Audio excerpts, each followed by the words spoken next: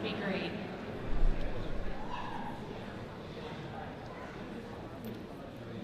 Thank you all for coming out this evening, and a special thank you to Ottawa Hills High School for hosting us, and Grand Rapids Public Schools as well. This is a great venue. My name is Catherine Condon, and I am Representative Justin Amash's District Director. As always, please feel free to reach out to our office if we can ever be of any assistance when it comes to a federal agency, such as the VA, IRS, Social Security. We always appreciate the opportunity to help. Or if you just want to call and leave a message for the congressman, we're happy to pass that along too. So I know that you all are here tonight for the town hall. So Representative Amash will first start out with giving a little bit of an update on what's been going on in DC. Then he'll take questions from the crowd. We ask that when people are asking questions, please don't interrupt those around you, just so everyone can hear the question, and then also so Representative Amash has an opportunity to answer and to get to as many questions as possible. So we appreciate your cooperation, and of course, silence your cell phones too. But with that, I will pass this along to Representative Amash.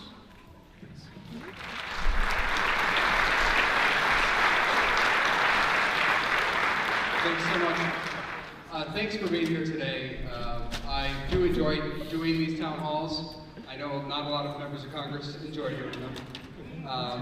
But I think it's really important to hold these town halls, to interact with people face to face, to take your questions unfiltered and unscreened. And that's something that I encourage all of my colleagues to do. I think it's unfortunately something that's less and less handled the right way by members of Congress. You have a lot of members of Congress who don't want to show up here and discuss these kinds of issues, and that's a real shame. I want to say thank you to our community for having such respectful conversations. I think we are a good example for the rest of the country about how to do these things, that we can have differences, but still have rational discussions about these issues, and we can have honest debate about these issues without resorting to the sort of name calling and other things that we've seen in other places in the country. So I want to say thank you to this community. You've been a great community, and I am really proud to represent this community. I go back to my, thank you. When I go back to my colleagues, I always brag about this community. They say, why do you do those town halls with all those people who are yelling at you? And I say, look, they are people who are concerned about the direction of our country, and we don't have to agree on everything, but it's important that we represent everyone. That is the role of a representative. You wouldn't believe,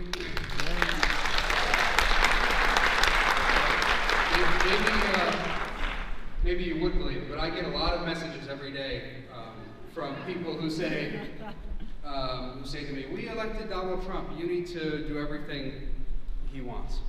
And I say,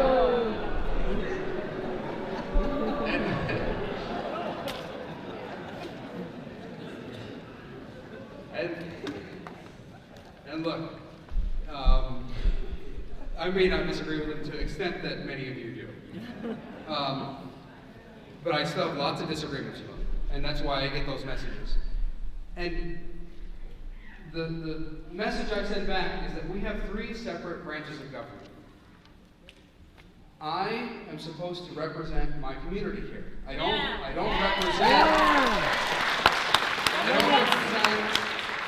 represent just one political party or one person. When President Obama was in office, I heard from a lot of Republicans who said, we need to stand up for Congress and defend the legislative branch. And now I hear the opposite. And then, frankly, from many Democrats, I heard the opposite back then too.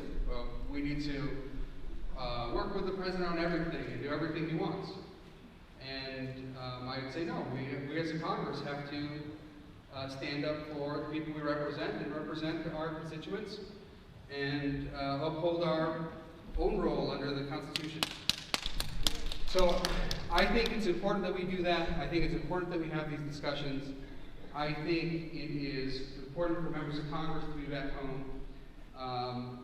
You know, we have, in our own community here, we have our senators have never held a town hall. Our U.S. senators. And I think that it would be good for our senators to hold town halls as well in this community. Who agrees with that?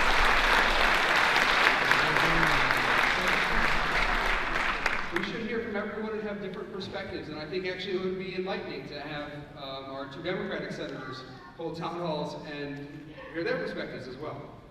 So I just want to say thank you, and I'll give you a brief overview of some of the things we've been working on in Congress, and then I'll open it up for a question and answer. So, it's been several weeks now, and we voted on an appropriations bill, an omnibus appropriations bill, and it was really reflective of the dysfunction that we've had in Congress for so many years. It goes back a long time now. Every year we're supposed to go through 12 appropriations bills. And Congress is supposed to decide the amount of money that is spent on various programs. And we're supposed to pass those bills, and the president can sign or veto those bills. But every single year, going back many, many years now, before I was in Congress, we have not been passing these appropriations bills. What ends up happening then is at the last second, they pass what's called an omnibus appropriations bill. And in between that, before they pass the omnibus, they may pass what's called a continuing resolution or multiple continuing resolutions. And these are bills just to sort of hold us over and delay the deadline for passing the appropriations bill. So basically, it just keeps spending money at the current level, basically, until you get to the appropriations bill that you finally pass. The problem with these types of bills is they go really unreviewed by Congress, because at the last second, you might have over 1,000 pages of federal spending dropped at your desk. And they'll say, well, here it is. Here's our omnibus bill that appropriates money for the entire fiscal year. It's 1,600 pages, and you have till tomorrow to figure it out. And it spends $1.1 trillion. And nobody would operate their lives like this. You wouldn't have your family operate this way or a business operate this way. Nobody would do it. Where you spend that amount of money and you don't do any real review of it. And so we had that bill come up. That was several weeks ago now. I don't remember the exact date. I voted no on it. I don't think that's the way we should handle our appropriations process. It was really a mixture of Republicans and Democrats voting yes and no on it. Actually, more Democrats voted for it than Republicans.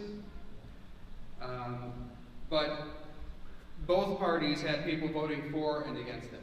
But it still passed with, I think, 300-something votes. And that is not how we should operate.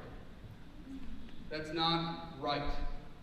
We have a $20 trillion debt, and we shouldn't be operating so recklessly, where we pass things like that without any real review, without going through the process. There's no excuse for not having regular order, where we go through these bills, we analyze the various provisions, we analyze the various programs, and we decide how we're going to spend money. But that's not what's happening, and so I voted no on that bill. The next bill I want to talk about is the health care bill. Yeah. So the health care bill was very similar to the ACA. Very similar. No. Lie to us. No, not for me. Not for me. So the bill repeals about 6 to 7% of the ACA. 6 to 7% of the ACA. Yeah, the important stuff. And ruins the rest of it. It keeps in place the guaranteed issue provision of Obamacare, or the ACA, keeps in place the essential health benefits provisions. Yes, there's a waiver. There's a waiver.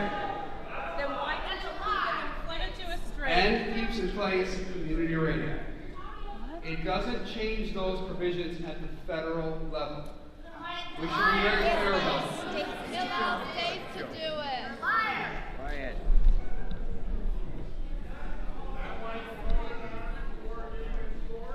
It doesn't change those provisions. It keeps them in place. In fact, it retains those provisions from the ACA. It doesn't touch them. It retains them. So if you read the legislation, you'll see that it actually retains those provisions. What it does permit is for states to waive, in a limited fashion, certain aspects of the ACA's regulations. Pre-existing conditions. Come on. So what it allows is for states to make changes to essential health benefits. No. This is the requirement that health policies, that health plans include certain coverage provisions. But they can opt That's how out. it should be. It allows them to make those changes. Yeah, changes. It does not allow a change with respect to community rating unless there is a lapse in coverage of more than 62 days. So, Employment rate.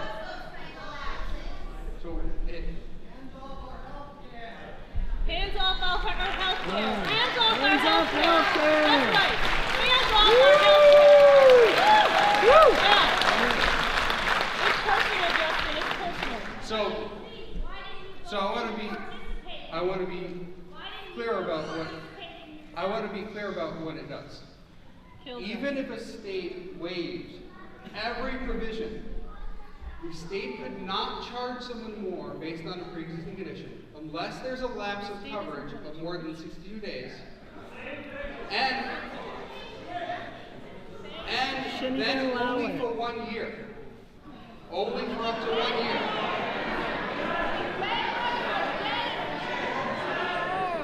Give me a gun for myself. Within 62 days, Come on. within 62 days of losing coverage, anyone can purchase insurance, any plan, at the same rate as a healthy person, at the same exact rate. If they accept you. At the same rate. It's guaranteed issue, so they can't deny you. So you have to, yes, it is what the CBO says. It is exactly what the CBO says. So they must accept you at the same rate as anyone else if you apply for coverage within 62 days. For 1 year? For Don't- 1 year only? They For must when- cover you for 1 year? But what about after that? So they must, it's guaranteed coverage. Guaranteed coverage, yes. What do you mean, am I covered by it? Yeah, we passed legislation to cover all of Congress. No, we passed legislation to cover all of Congress. Look, Who said the ACA was failing? I'm sorry? Who said the ACA was failing? Republicans? Where's the health insurers that weigh in on this? Let me finish the discussion. So we'll go back. So, again, just to be clear, even if a state waived every requirement, they cannot charge someone more than a healthy person. They can't charge someone with a pre-existing condition more than a healthy person unless the person had a lapse in coverage of more than 62 days. But you have to remember that it is a guaranteed issue. In other words, they cannot deny you coverage. So if you go within 62 days, let's say you lost your health coverage, and within 62 days you go to an insurer to get coverage again, they must accept you and they must charge you the same rate as a healthy person. There is no difference. They can't charge you more. That is explicit in the bill. Cannot charge you more. Cannot charge you more. So, and then they can only, if you, let's say you had a lapse in coverage, let's say it was more than 62 days, and they charged you more. Okay? They can only do it for up to 1 year because it's not treated as, it is treated as a substitute for the penalty provision. What is the So the ACA, what is the point of 60 days? So under the ACA, you are required to get covered. Good. Right? There's an individual mandate. Yes. And if you don't get coverage, you face a penalty. Yeah. Similarly, under this bill, it's done in a different way, and we can debate whether that way is preferred or not. But similarly, under this bill, if you don't maintain continuous coverage, you are charged a penalty. Just like under the ACA, you are charged a penalty if you don't get continuous coverage. So, let's say you have a pre-existing condition, and you had a lapse of coverage for more than 62 days. They can then only charge you more in lieu of the penalty, so they can't charge you both.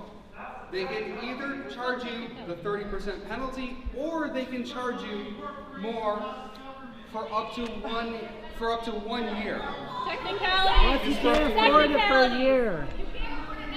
So, Yeah.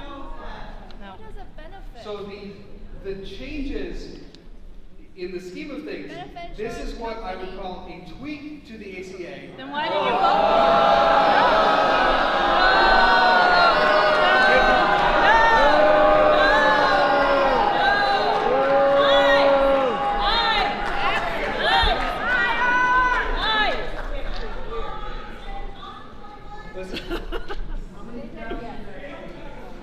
I'm telling you what it is. The two parties are telling you the opposite of what it is. The CBO tells us. You have many Republicans telling you that it is a repeal of the ACA. It is not.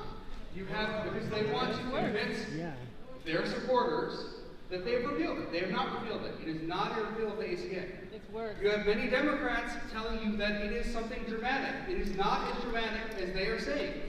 Does it affect some people? Absolutely. There's no doubt that anytime you make changes to the healthcare system, it affects some people. Absolutely. 23 million. Nobody denies that. 23 million. So we can talk about the CBO. So the CBO, when we look at the CBO score, when you look at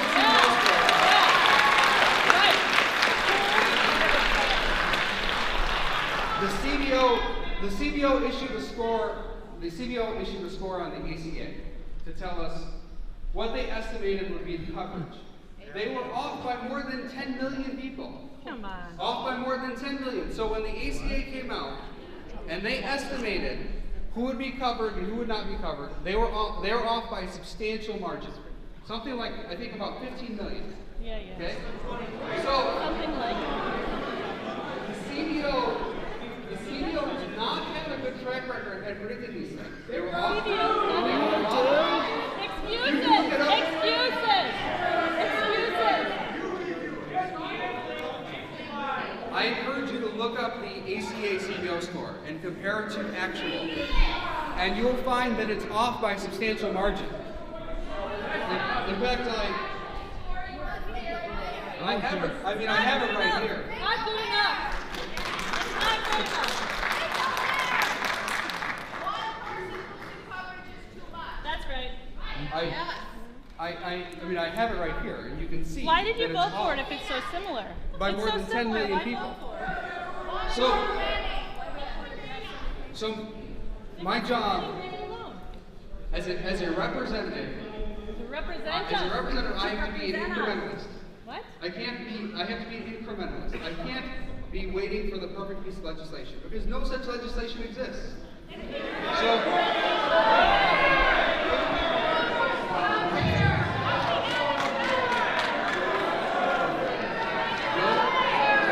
No such legislation exists.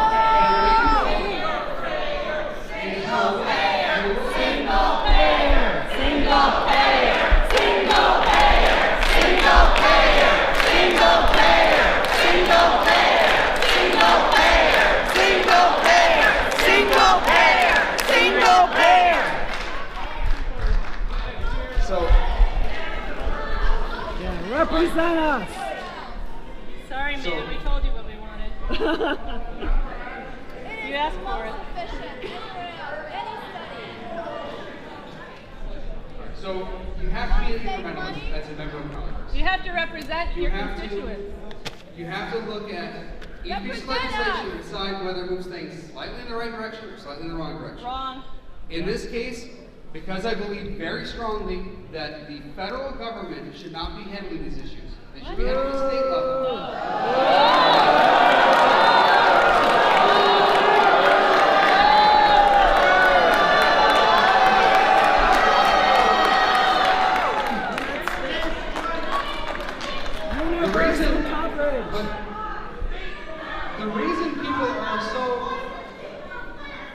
The reason people are so upset on both sides is because the federal government is handling it.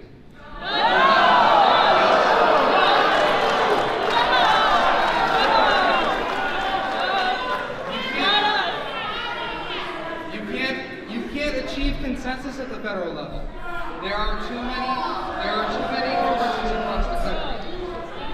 You can't achieve the kind of consensus you need. We decide. So it should be handled at the state level. And I think that this does make an incremental move in that direction, not nearly enough, doesn't do what we need it to do. You ignored us. You ignored us. But it is an incremental move that toward more of a state role in healthcare, which I think is a positive thing. No, our state doesn't do right by it. Our state doesn't care about the citizens. Flint.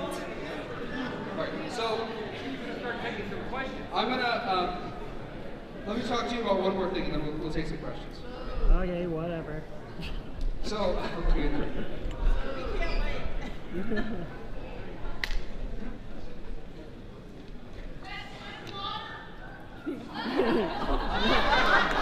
Not this time. We should get some care of the water, really quick.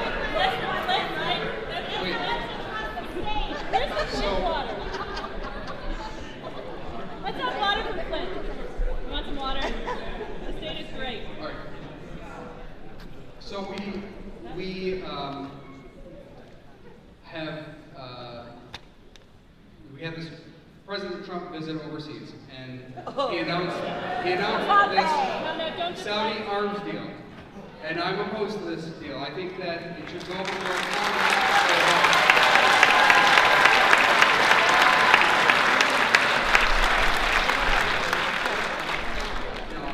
He is continuing a policy from past administrations. In fact, this deal was something the Obama administration had started. And I opposed it at that time as well, and wrote an op-ed at that time, and I'm still opposed to it. Whether it's President Trump or President Obama or President Bush, I don't think this is the right approach. And I think that any such arms deal to a country that has such a terrible human rights record, that is involved in a gruesome war in Yemen, and which has supported extremists throughout the world, people who are terrorizing the people of the Middle East, terrorizing people in other countries. Such a deal should go before Congress for a vote. And so I teamed up with my Democratic colleague, Mark Pocan, from Wisconsin, and we introduced the joint resolution of disapproval. Our hope is to get a vote on this. I don't think we're going to get a vote on it in the House, but our hope is to get a vote on it. In the Senate, they have different rules that allow them to bring this up under privilege. So Senator Rand Paul has worked with his Democratic colleagues on introducing a similar resolution in the Senate. We think that the Senate joint resolution can get a vote. So I think that's something important to put on your radar. You can talk to your senators about that, because again, I don't think we'll get a vote in the House, but I do think we will get a vote in the Senate. So that gives us an opportunity to have the senators on the record about where they stand on this arms deal. I don't know when that vote will take place, but I'll try to keep you informed through social media. I've also co-sponsored two of my Democratic colleagues' pieces of legislation. One was for release of the president's tax return.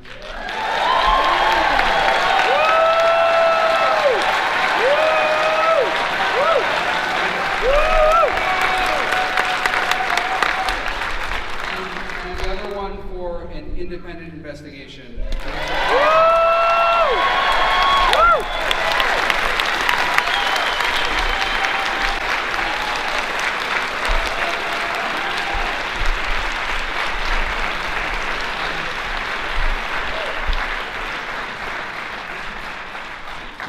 I think it's better for everyone, given the circumstances that we have an independent look at this. We now have a special counsel, of course, but that Congress also set up an independent bipartisan investigation.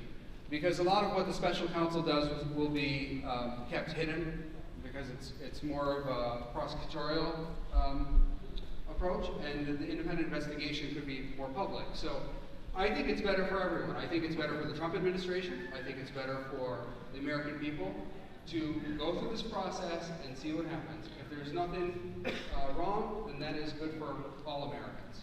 So we should go through the process and let it work itself out.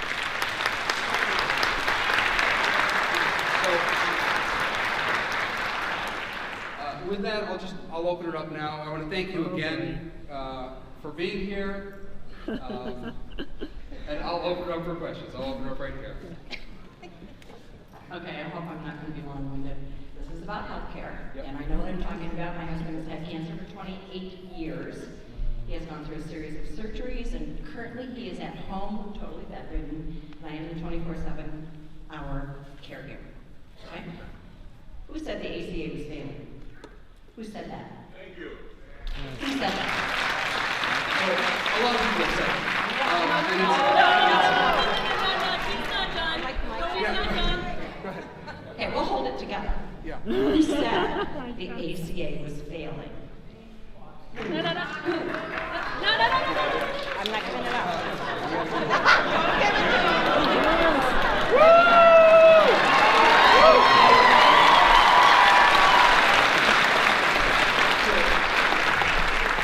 Jesus is all we hear from Paul Ryan. The ACA is failing. Who said? So a lot of people have said it. Now, it's not just Okay, my next question to you is, do you know who Alex Gorski is? 21.13 million? Okay. He is the CEO of Johnson & Johnson. That's his compensation for last year. God. Do you know who Alan Miller is? Universal Health Services, 20.43 million. That's what he made last year. Do you know who David Gordani is? Cigna, 17.31 million. Do you know who Mark Bertolini is? Aetna, 17.26 million. That is their compensation for last year. Where does that compensation come from? A little rainbow with gold. Okay, so we know.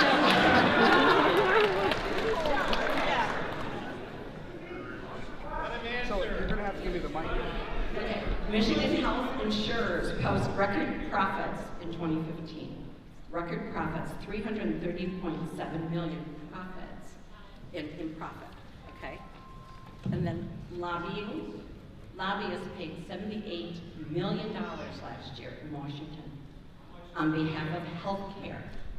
So this money has to come from somewhere, and it seems to me that the Republicans are taking it from the backs of the American people.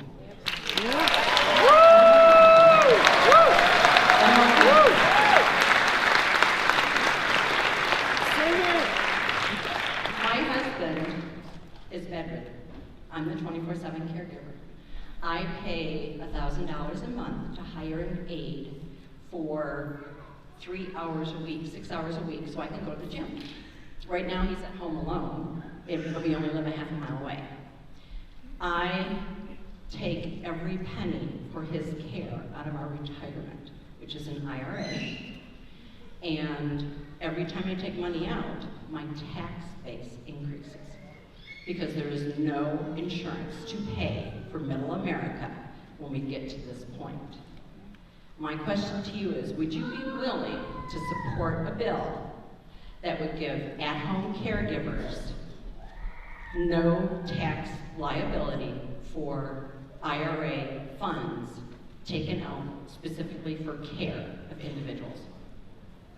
Thank you. I am very sorry. I can't tell you yes or no on that one. I'd have to see what the legislation is and see how it comports with if there were such legislation. I'd have to see and think about how it comports with the rest of the tax code. So I couldn't just tell you here yes or no. I will say. Just one more comment on that. Okay, We have the go mic. ahead. My only option would be to put him in a long-term care facility. I could either pay that out of pocket, which is about 15 grand a month. So our retirement funds, and I know that for a fact because I researched this and I talked to facilities. 15 grand a month would probably take our retirement in maybe a year and a half. I could spend down all my funds to qualify for Medicaid. I could put a new roof on my house, which I don't need. I could buy a new car, which I don't need. And then I could put him on the state's dole in a facility. Or I could divorce him, and then I would get my half of our retirement funds. That is not a pretty picture for Americans to look at. And we need better than that.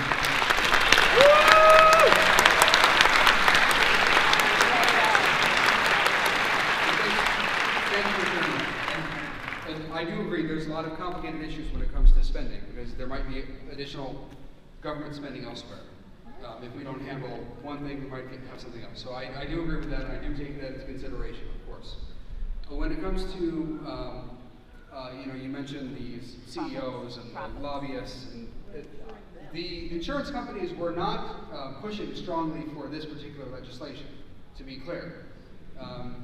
I know we have insurers in this area. They were not particularly excited about the AHCA. And in fact, privately, many of them said that they were opposed.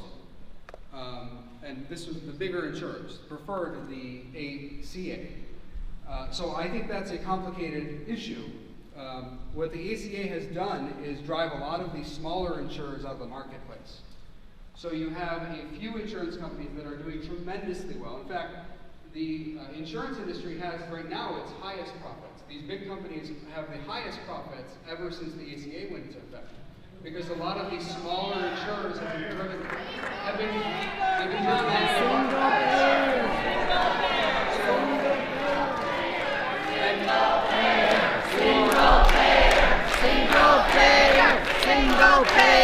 Single payer. Most people in the district do not support a single payer system. Come on.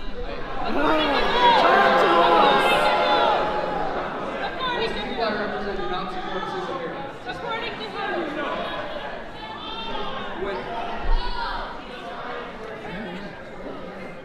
So,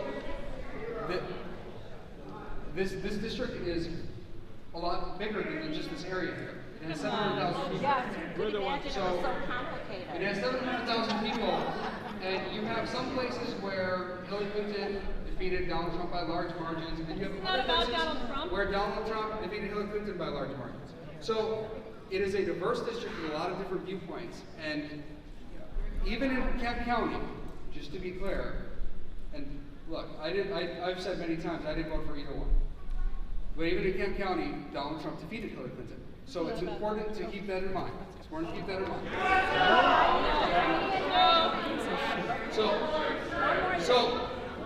So my only point is, when you're calling for single payer, there is a large portion of this district that does not agree with you. According to who? There's a large segment of the district who support Donald Trump. Yeah. And you might not It's know not single them, payer. and they might not know you. But they are here, and you are here. So we have to find ways. We have to find ways to get along and work together, even though we have differences. Single We're payer. not. Single payer. So, for example, some of you are saying you want single payer. A state should be allowed to try single payer, but don't force the whole country to try it. Let a state try it. Why should why should Vermont and Oklahoma have the same system? Why? They are different. Everybody's covered. They are different states, and they are different states. And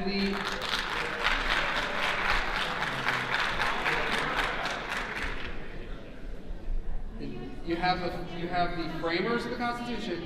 You have people like Alexander Hamilton, James Madison, who believe that you should have states deciding these issues. That you should have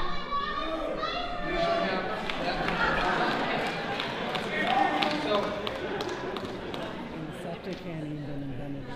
federalism is a positive thing for this country. The idea that states handle different things.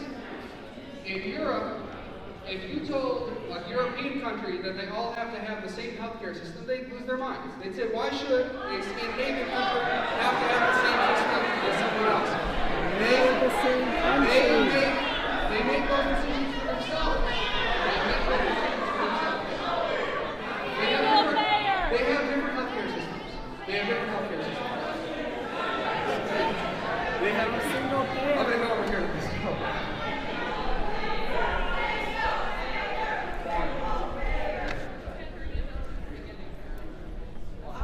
Okay, so I have a pre-existing condition. I'm actually epileptic. And to be honest, I don't want to repair. I don't want that to be my life because I wasn't happy with drugs like Vimpat, Klonopin, and Ativan. And it honestly hurt me, like mentally, and sometimes a brain function. But recently, 9 months ago, I started marijuana. Smoking marijuana. Seizures since in 9 months, so I don't really want government, but I want to consume. So what can we do to get, I guess, the government out of the decision for me? That's a great question. It's a good example of why the federal government shouldn't be handling all of healthcare, because the federal government says that you can't use marijuana. That's what the federal government says. That you can't use marijuana to help him with his health condition. I've been pushing for the states to handle this independently. So if the state wants to do it, the state can decide to do it. And that's how it should be done. And I am co-sponsored legislation to that effect, to take it out of the federal government's hands and return the power to the state, so that people like you can have different choices and not have one choice pushed for the whole country. But what if you're in the wrong state? Well, so your remark is that he has to move to that state, but right now he can't move to any state that allows it. Every state is not allowed by the federal government. The federal government prohibits it. Yeah, reschedule it.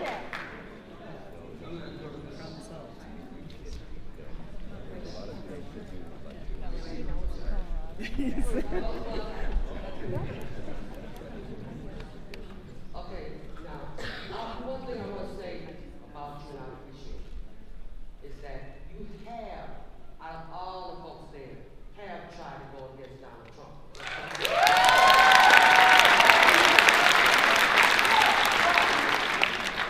Saying that, you quoting what a lot of people don't want, what other people in other states don't want.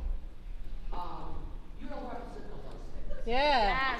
So, somebody in Congress telling you that that's not what they state want, I vote for you. So, how can you tell me that's not what the country wants? You don't, a couple of people can't tell you that. Healthcare, I'm a retiree. And thank God I do have healthcare. And you saying the Affordable Care Act is what's driving down that is not working for us, and that Europe would not accept it. If it wasn't for Europe, we wouldn't have an Affordable Care Act.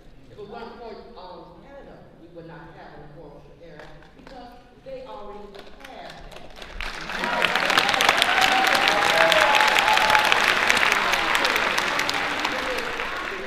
That is not, that's getting kickbacks from the insurance company to bring down the Affordable Care Act.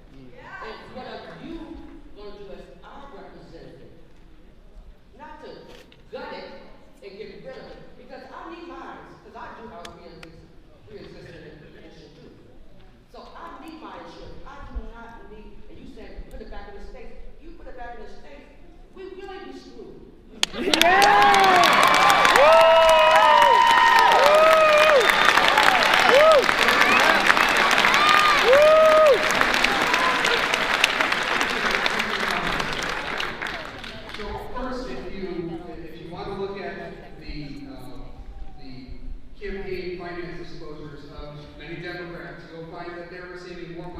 insurance lobbyists than I am.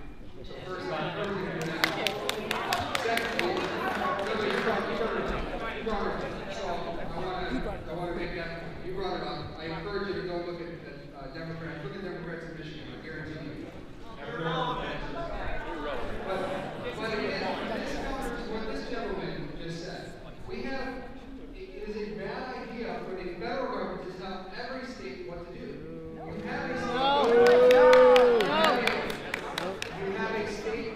Canada can do it. You have a state government for a reason. That's why they got the states are supposed to represent the people. They're closer to the people than the federal government. Gerrymandering. And they reflect the diversity of our country. So there are some states that are very different from other states. Vermont is not the same as Oklahoma or California or Florida or Michigan. These are different states. It's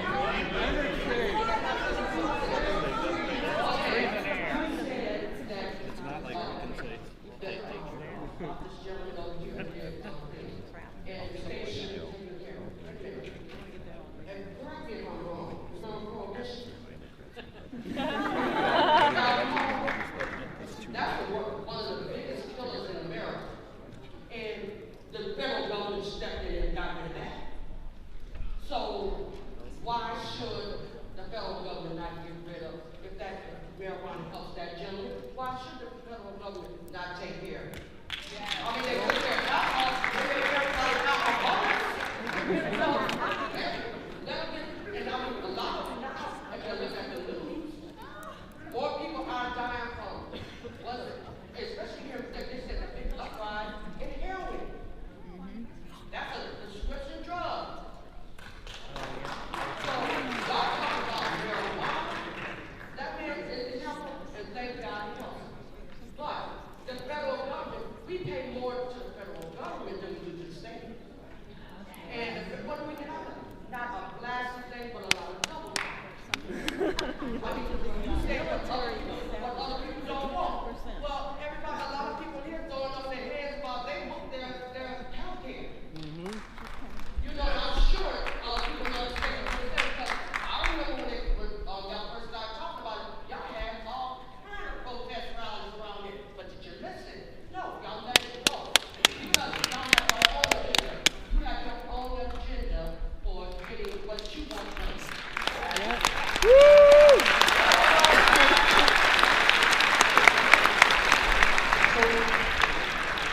The point is getting the federal government out of the way. Like in this case, the federal government is the one telling him that it's illegal. And my opinion, and the opinion of the framers of the Constitution, would be that the state should be able to decide it because the state governments are closer to you. They're closer to you than the federal government. The federal government is more distant. It is less responsive because it's not as close to you. It is less responsive, like you. It's over in Washington. It's far away from you. And so the framers of the Constitution believe that would not be the best way to make as many people happy as possible. You want to maximize happiness with people in the country. You could fill another room of people just like this with people who don't want the ACA.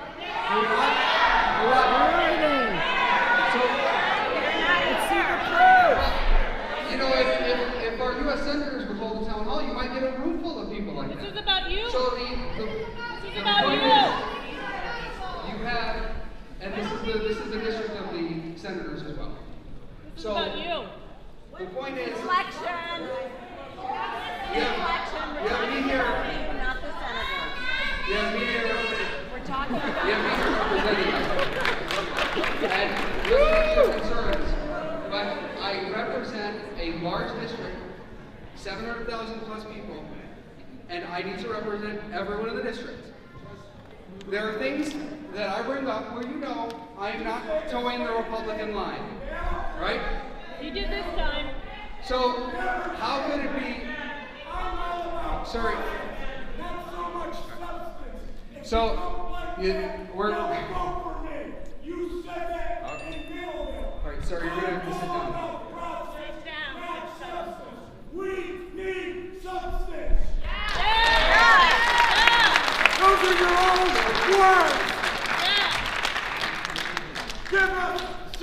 Dance!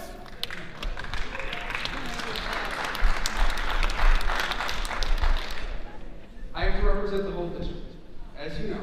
And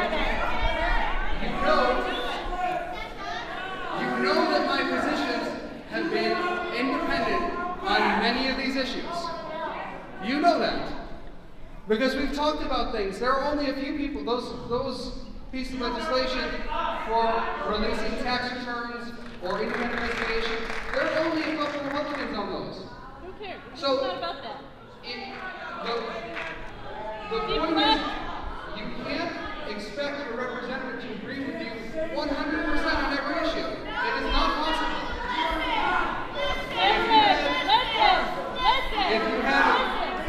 If you had another representative, you disagreed with them on a whole host of issues.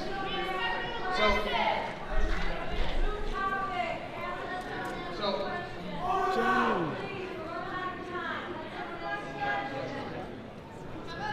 Hi. One thing I'd just really like to say to you honestly is we come all the way out here and we see you holding on to the microphone and preaching about the Constitution and history. We're not in school. And you need to walk now.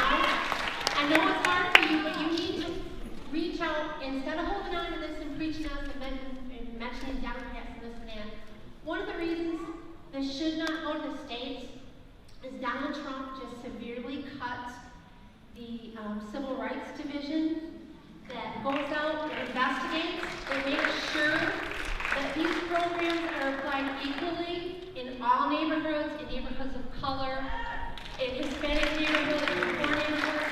We have absolutely no guarantees that our health care will be the same in all 50 states, which is why it's a federal program. Right.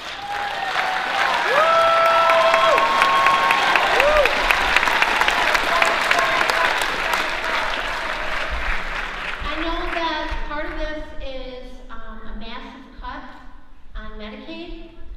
When my daughter was in 9th grade, I was gainfully employed. I was a top loan officer in my office, and I had good income, all kinds of savings. A lot of people were getting sick. I got a bad flu.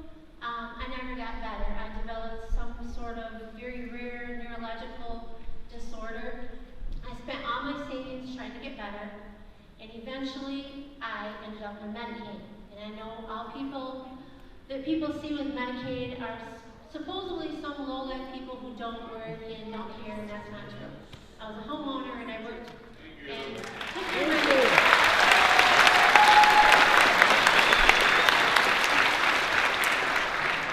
Basically, previous presidents put in the safety net because this is America and we all know happens. And we want people to be taken care of.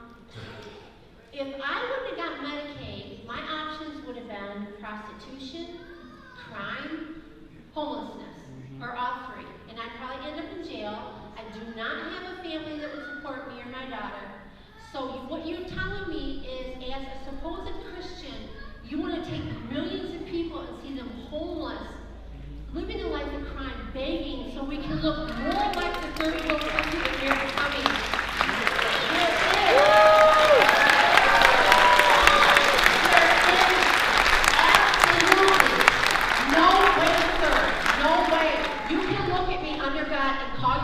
Christian, because you can't, and pass this legislation. Because I count and they count just as much as anybody else in America. We all pay our taxes, and it can happen to you. It can happen to your family. Life is a cruel teacher, so listen to people, and for once, have love, instead of trying to go get more tax cuts for the rich.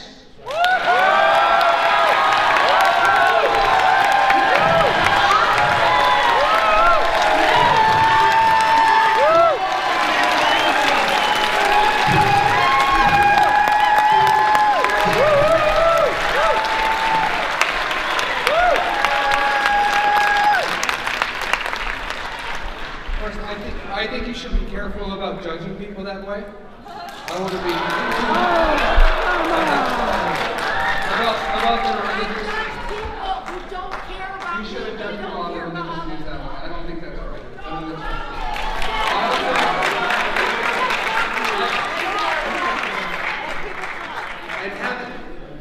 your description of listening is different than what listening means. Listening does not mean that a representative does everything a particular person wants. That is not listening. Listening means listening to the concerns of the entire district and reflecting those concerns in the legislation that we work on. And we do that. And I do that. They're not here. Where So- are they? Not here.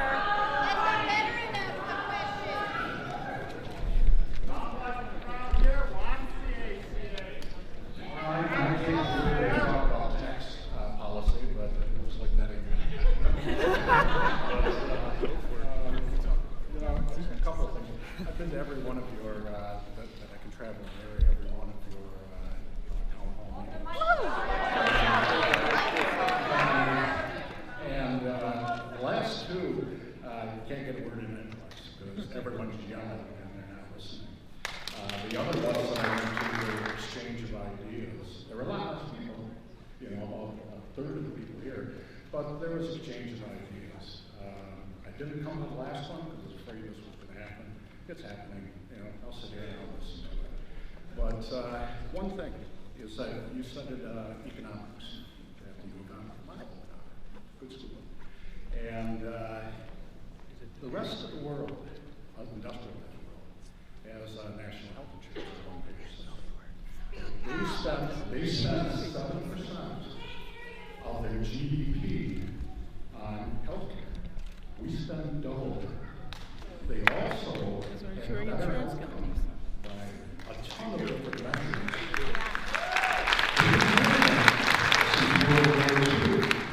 It's successful, very successful. Why can't we look someplace else where there's a good idea and say, hey, they're doing it right, why don't we give that a shot?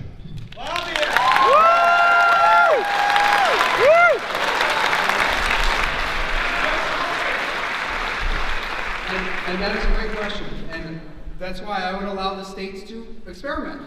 And the states to try different approaches. And if one state wants to try single payer, another state wants to try something else, they can.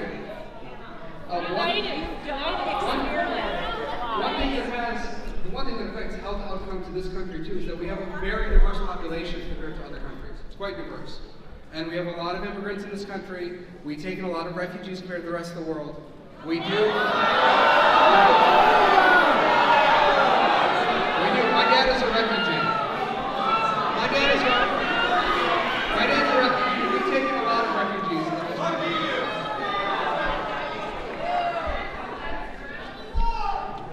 My dad's a refugee. We've taken a lot of refugees. We've taken a lot of immigrants in this country. It is a compassionate country, and it does affect some of those health outcomes. We also have much of the research of the world is done here, and there are ways we can address that. I do think that there are problems with our laws right now, particularly with respect to perhaps some of the copyright or the patent laws. Yeah, patent laws where we could make some changes, or we could work on some of the agreements with other countries so that the American people aren't subsidizing the rest of the world when it comes to healthcare, because there is a big portion of that.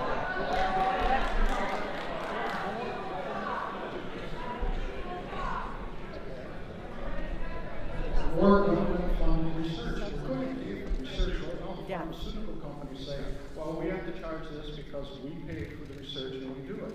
Well, no, don't.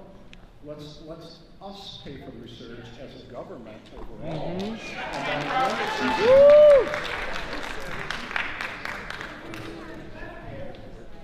No response. I'm going to change the subject a little bit and ask you about Paris climate change.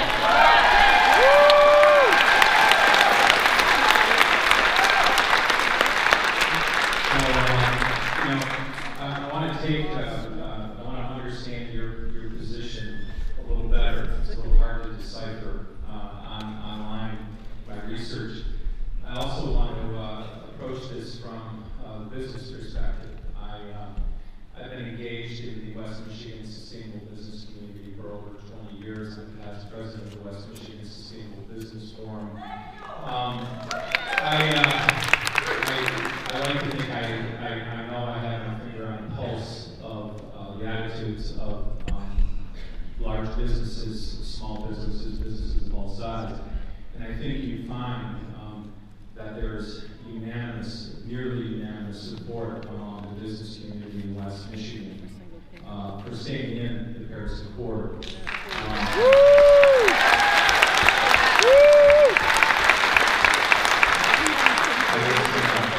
was fortunate enough to be in Paris to see that sausage making happen. And it got done because of the leadership from the business community, because they understand that this type of agreement will create jobs, renewable energy jobs, fossil fuel-based jobs, 5 to 1 in this country, limit damage to their supply chains, and assert American leadership on the global stage. I work in a company now that does business on 6 continents, and it will be devastating to our integrity and our ability to negotiate with our partners if we step away from this. What I'm encouraged by is an unprecedented response. Hundreds of businesses have written to President Trump, their congressman, Kellogg, just to bring it home, one of the largest employers in your region, has been very outspoken on this issue. They're witnessing climate change and the threat and the destruction of their supply chains. So, and by the way, if you want to learn more, there's actually some pretty good libertarian thinking on this from the Stanton Center. If you know Jerry Taylor, I suggest you spend some time with him. But my question is really simple, is what is your position on the Paris Agreement and why?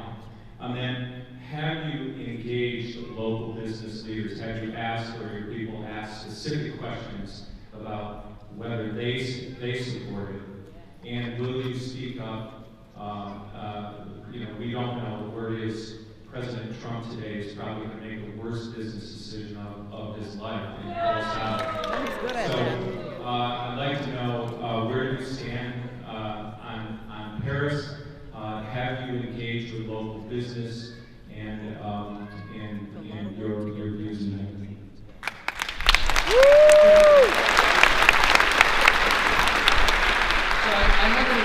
I have not engaged directly on this particular issue, no, with local businesses.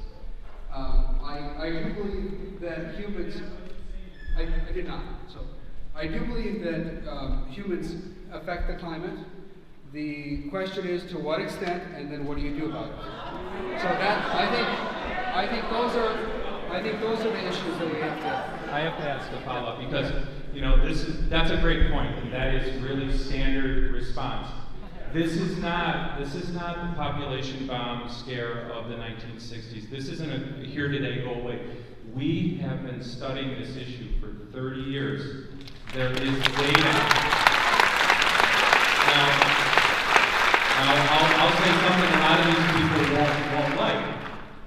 We don't know for certain what the outcome. The risk profile is very huge, okay? But it cuts both ways. It could be a lot worse.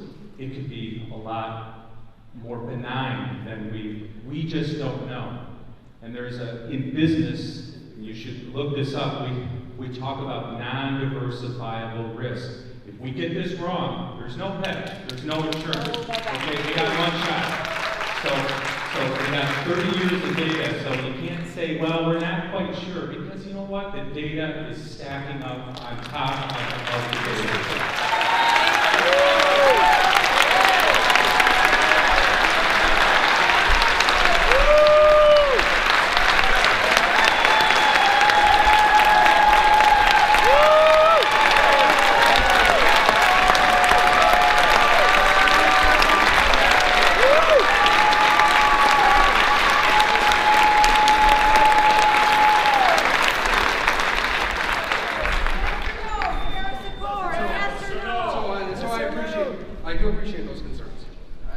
I think the question still remains, what is the proper response?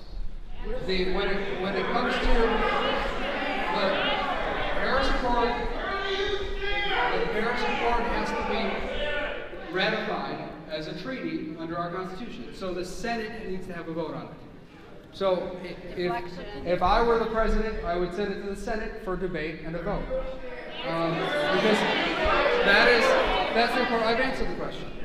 That's right. I believe it should be sent to the Senate for debate. And when it comes to how we address climate change, I think that we have to discuss all of the possible outcomes and all of the Where do you stand? Yes or no? Where do you stand? Not answering.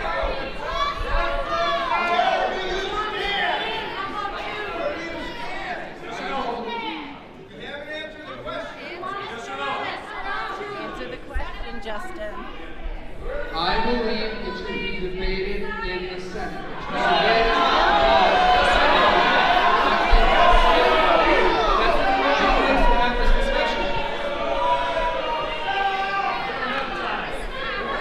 We should have a full debate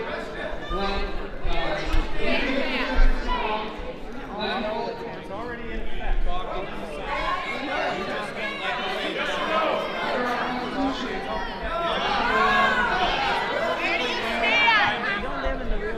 Under our Constitution, the president cannot bind the country to a treaty under our Constitution without Senate approval. Period. They can't do that. What about you? They can't do that. What about you?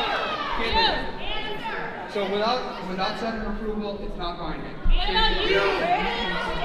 What about you? What about you? I'd like to hear a full debate in the Senate.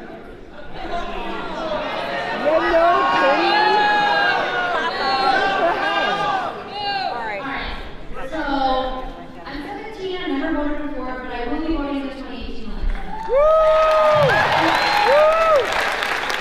And while I'm on the opposite side of your belief system, I was thinking about voting for you because I respect the way that you explain all your votes, and I ideally really think, well, also not. I don't know, it's just but I decided that I would not be voting for you when you voted yes to the AHCA. Denying healthcare to anyone is immoral, and healthcare as a for-profit business is wrong.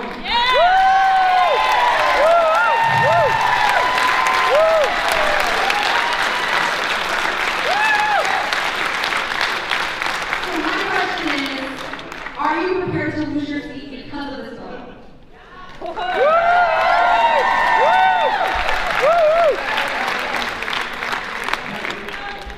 I vote the way I believe on everything. And there are people who Thanks a lot.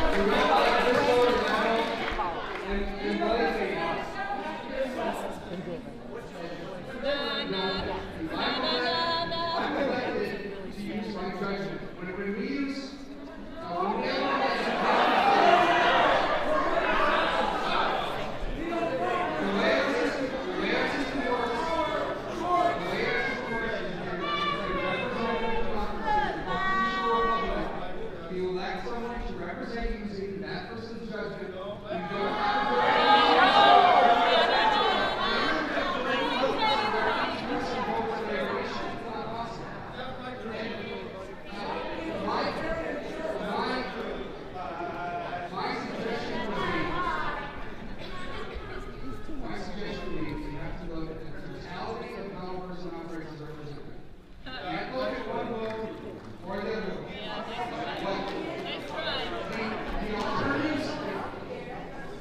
The alternatives you're facing are Republicans and Democrats in office who just hold the party line on basically everything.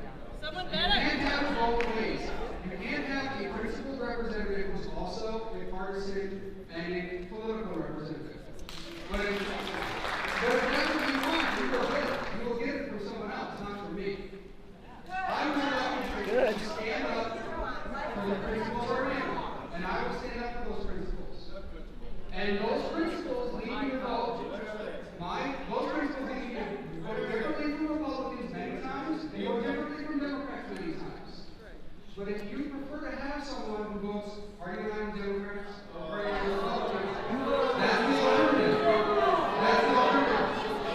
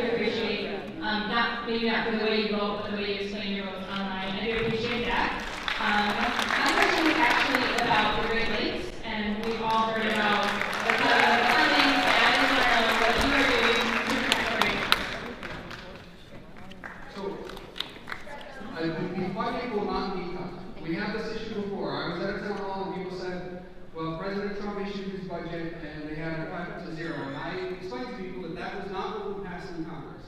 That Congress funded it, and they did in fact fund it. They didn't pass the appropriations bill, which is a gigantic bill. But they did fund the Great Lakes in that bill. And I would support funding for the continued funding for the Great Lakes. Now, do I support the $300 million? I don't know. I'd have to debate that within the context of the entire bill. Yes, it is.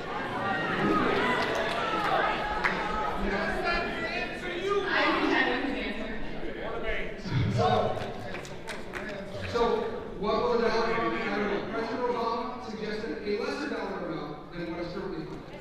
So, we should have a debate on that and a discussion and decide what is good in the context of the entire budget. But it's not going to be zero.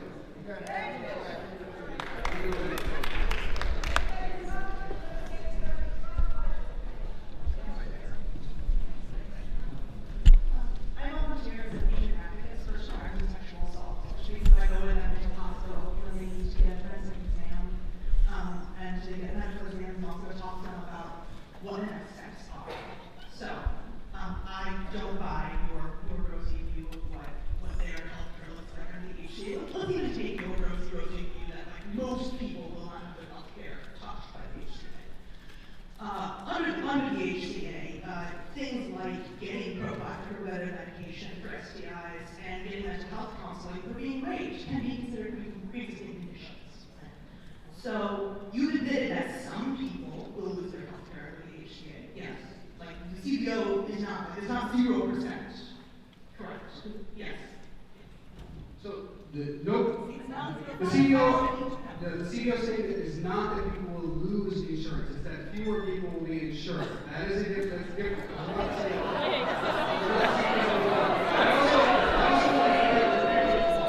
the list of data is not correct. There's no such list. It's not in the HCA. There is no such list. So, under the HCA, some of my clients will not have health care. They're in the hospital, at least some, in your rooms, at least some. I recommend more than some. Right? So next week when I'm on call, and I'm in the hospital with them, several hours after they were assessed, and they're worried that they're not going to have health care because certain people in Congress think that it should be for the states. Right? And that's where Bill Walker's in the past, with Clinton stuff.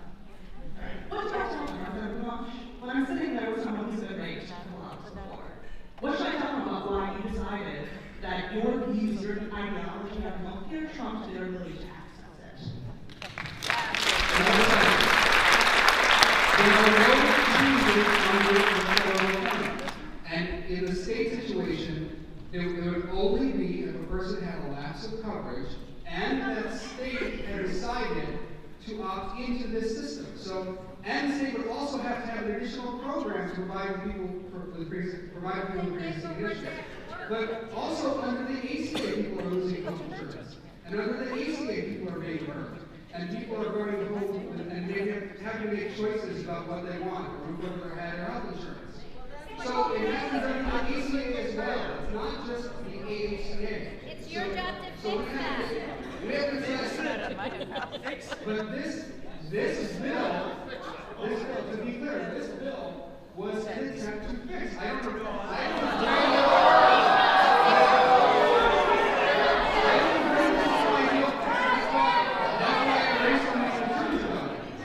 But it is better than the status quo. So just to make sure I understand, what I should do is responding to someone who is in the midst of trauma, is I should explain to them they should cross their fingers that Michigan will not vote to take away all of those protections. So they should cross their fingers that they'll be able to keep working. They should cross their fingers that they won't fall into pressure so it's all being raped President Amash and will not miss that the 2-month window. They should cross their fingers that everything will work out and then it'll be fine. Okay, that's what I should tell them. It's about trust. Just like under the ACA, people have to keep continuous coverage. That's required under the ACA as well. And under the AHCA, if you maintain coverage, you cannot be charged more than someone who is healthy. You can't be charged more. Regardless of your pre-existing condition, you are charged the same amount. That is the law under the AHCA.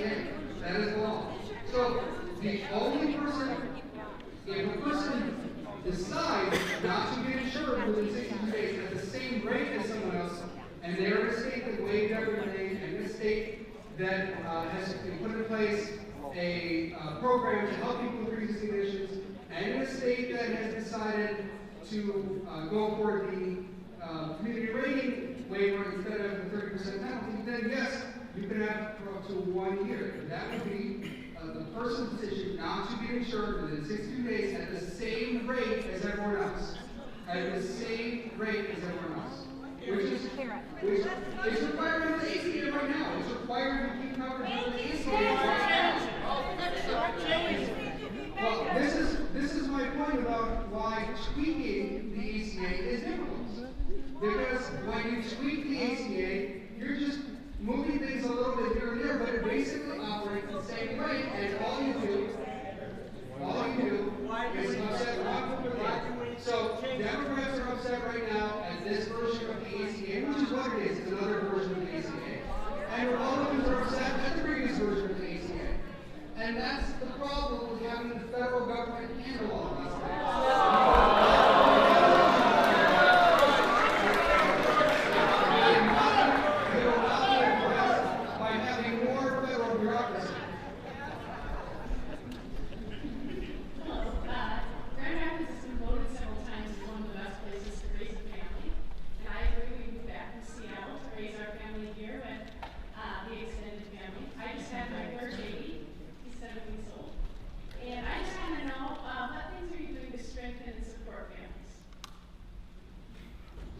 The most important thing we can do for the family is to deal with our budget. Because the next generation is facing this debt, this $20 trillion debt. And unfortunately, the more we push things towards today, where we spend today and put it off to the next generation, the worse it is going to be for our families. It's worse for our children and for the next generation. And so I think it is critically important that we get our debt under control, that we think about our spending priorities, and think about the fact that instead of taxing people today or putting spending elsewhere today to pay for today's programs, we continue to borrow money as a country, and that's going to be devastating to our country. Devastating to our families.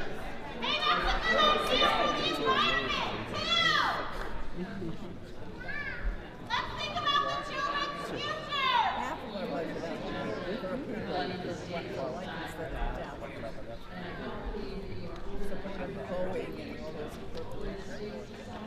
I go in the middle. Thank you.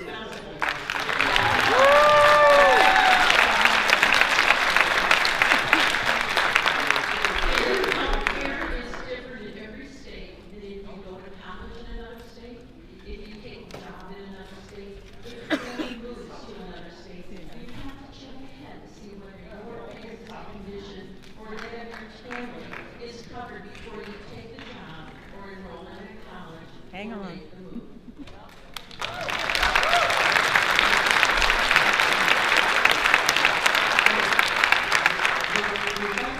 Nothing prohibits the states from working together, as they do now.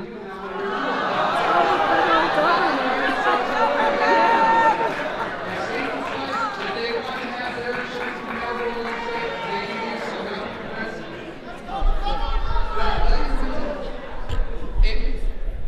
I mean, for several people asking questions here, it sounds like what you'd like to do is get rid of states, right?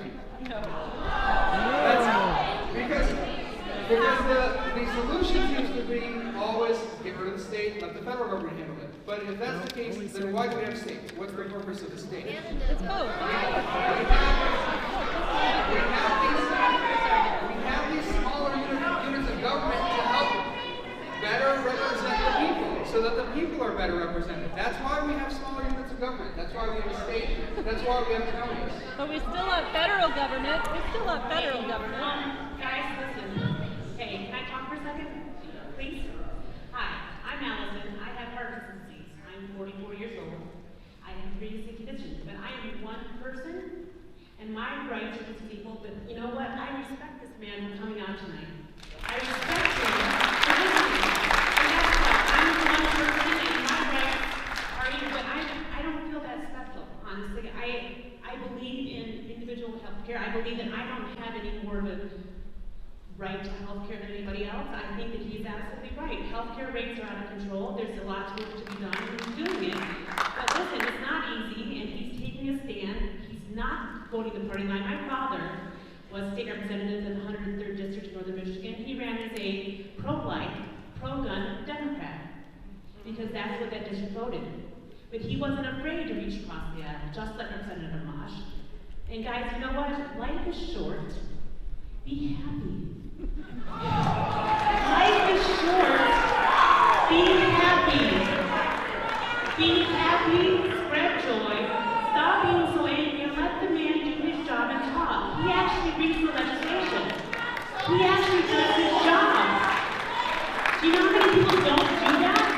They just vote straight party line. He reads it. You know how long these bills are? It is insane. It is insane. Where every one of us thinks that we are one person and our rights are so special, but you know what? We are just an individual, and there's a greater good, and we have to remember that. What's your question? No, I'm not trying to shine. What's your question? I understand what democracy is. And you can, but I'm just asking you, listen, I'm asking you all if you could just take a deep breath. Out with a breath. It's more of a statement. It's more just a general statement that we should let the man do his job and talk. And let him do the legislation and talk. And let the individuals talk. Thank you. I do think we need to. Woo! Listen to your people!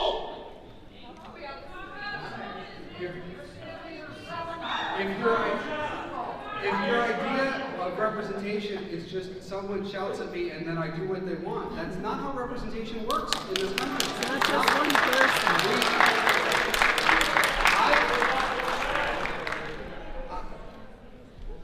I spend a lot of time in DC thinking about all of your concerns so that I can address them. And I voted that way and co-sponsored legislation a number of times in ways that are different from my party's standard approach. I encourage you to look sometime and look at how often people vote with their own party, on both sides. They vote with their own party 95% plus of the time, or percent plus of the time. I am in the top 3 most independent Republicans in Congress. Top 3. Top 3. So if you are this upset about me, some of you, if you're this upset, imagine what you'd get with another representative. So keep that in mind. There are people on both sides of the aisle in this district. There are people who have different perspectives. Not everyone is going to be happy on every single vote or every single issue. That's the way this works. Otherwise, you'd have to elect each of yourselves to Congress. That would be it. That's the only way you're going to be happy otherwise. But that's not how the system works here. All right. Thank you. I would like to know your position about Trump's appropriation bill gutting education. Gutting education under the leadership of Betsy DeVos and Donald Trump.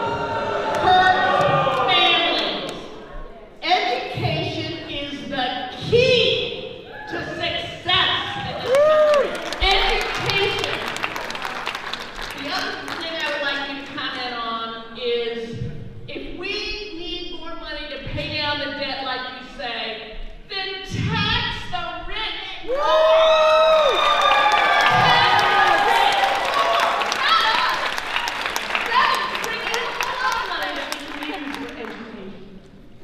So, thanks for the question.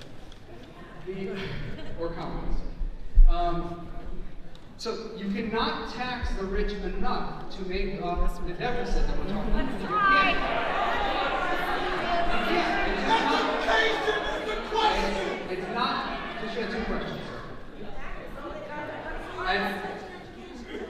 you cannot tax them enough to make up the difference. The biggest parts of the budget, Social Security is number one biggest portion of the budget. military spending, Medicare, Medicaid. Social Security is separate. Those are the biggest portions. For taxes. That's a Those separate tax. far outweigh anything you could ever do on taxes. You couldn't tax people enough to make up ground there. You have to reform those programs. You have to reform them. So I've never taken anything off the table. When we talk about how we might get our budget balanced, I've never taken anything off the table. Never. Never have. I've said every option's on the table. If people on both sides of the aisle will have discussions about how to reform our government so that we're not constantly in debt, I'm happy to discuss anything. You mean cut everything? Spending, you mean cut everything? So, and I'm the one who's been fighting against corporate welfare since I've been in the State House. Fighting against all this cronyism, fighting against these loopholes, all the stuff that, frankly, many Democrats in our state legislature have given away, many Democrats in Congress have given away, and many Republicans. I've been fighting those things. Take the Export-Import Bank, which is a huge subsidy. It's a huge subsidy to corporations. So you're going to have to think on. How much they come when they're cutting education for the next generation? I've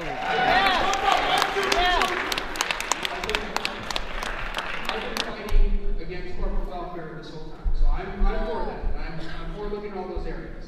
But we need to reform our spending control. And that includes military spending. I've always said that too, that has to be on the table as well. As to your other point about education funding, the vast majority of education funding currently happens at the state level, not at the federal level, as I'm sure you know. I think you're in education, right? You serve in education. Okay, I thought you were from your previous town hall. What about Harvard? So the vast majority of education funding happens at the state level, not at the federal level. Federal level is about 10% or less. So the biggest problem we have at the federal level is the bureaucracy. So money is sent there, it's sent to the bureaucracy, they put a lot of requirements on our teachers, they put a lot of strings on the money, and then they send it back. And then there's strings on all the money, not just the money that's sent back, everything gets some strings attached to it. So I think the federal government's involvement there is actually a hindrance to children. It's a hindrance to education. It reduces education funding. That's ridiculous. What's your position then on Betsy DeVos's proposals to use public tax money, not just for charter schools, but vouchers for non-public schools, for private schools, for religious schools? What's your position on that? I haven't seen her proposal, so I want to be clear about that. I haven't seen her proposal. I got a lot of things going on in Congress, so I'm not worried about the Secretary of Education's proposal. So I haven't seen that proposal. But I don't believe that the federal government should handle these things. I believe it should be handled at the state level. So I don't like the idea of a voucher system at the federal level. Now, at the state level, we have a constitutional restriction on it. So I think it would be problematic. You couldn't do it at the state level. I do think that there should be more educational opportunities for children. And that means giving parents more choices in how they spend that money. Rich parents. Rich parents. I really don't like the idea. I don't really like the idea of the federal government.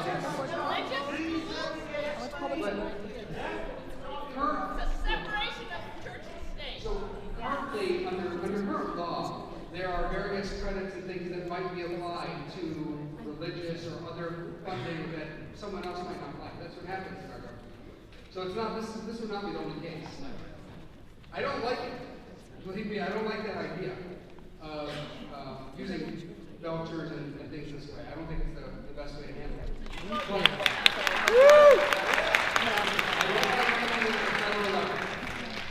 That's what I'd say. I want to see the proposal, I want to understand it, but I don't like handling this stuff at the federal level. It's been a disaster at the state level. Yeah.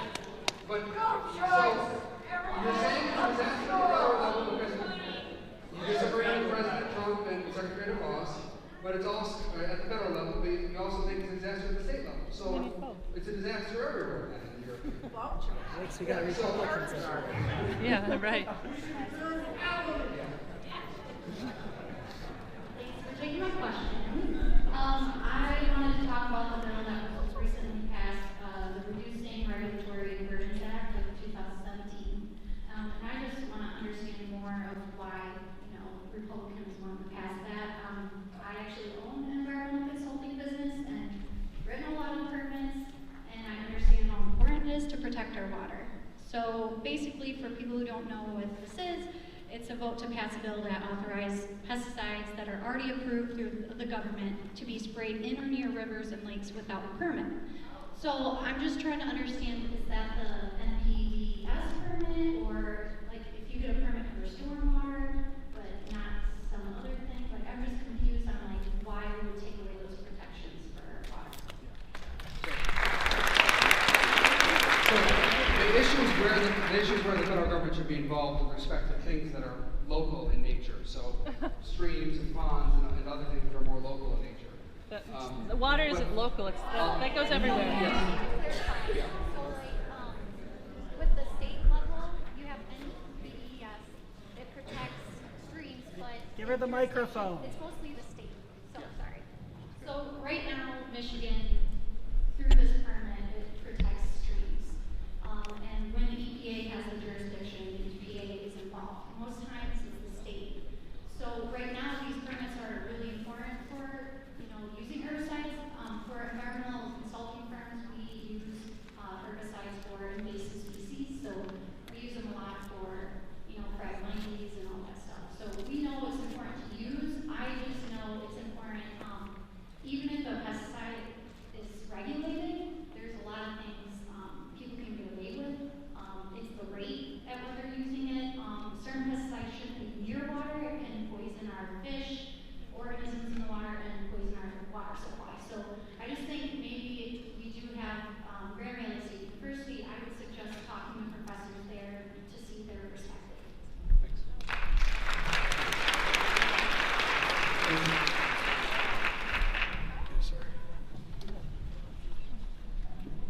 This has to do with healthcare, but on a different issue. I respect everybody's opinions in here about the healthcare situation, but my question stems from the fact that I'm a Vietnam veteran. We just came through a weekend where we saw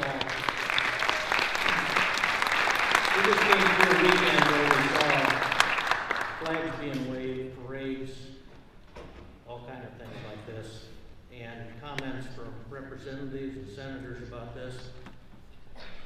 But I also know that we have pending legislation, evidently, that looks to cut the disability stipends, primarily for Vietnam veterans, because we have aged, because now the stipulation is if we're receiving Social Security, we no longer should be receiving disability payments in addition to the Social Security.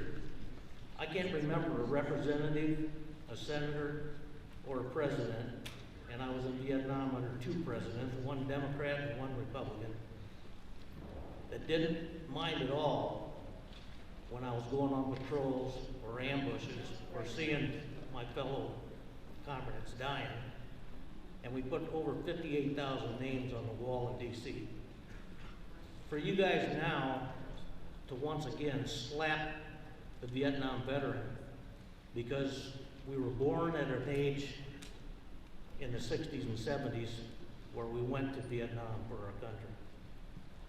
Now we're at an age where we're retiring, but you want to slap us again and take away the disability stipends that have been authorized by numerous, in my case, numerous doctors.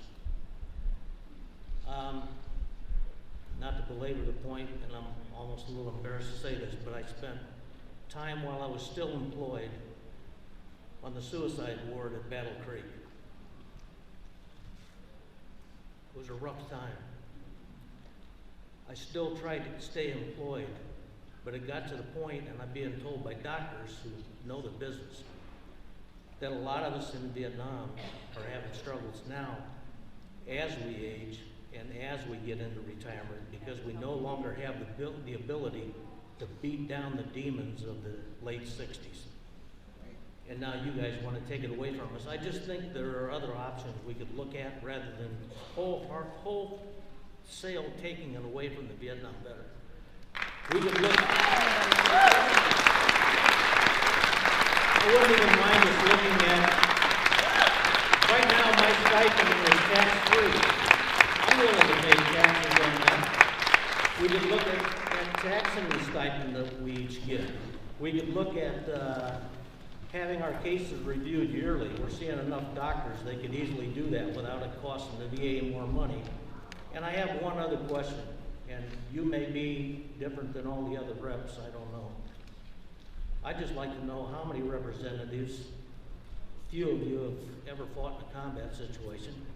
I'd like to know how many of you would be willing to go into a group session with Vietnam veterans, with their doctors there, and explain to them why we are no longer worth it, but we were in 1969. Thank you.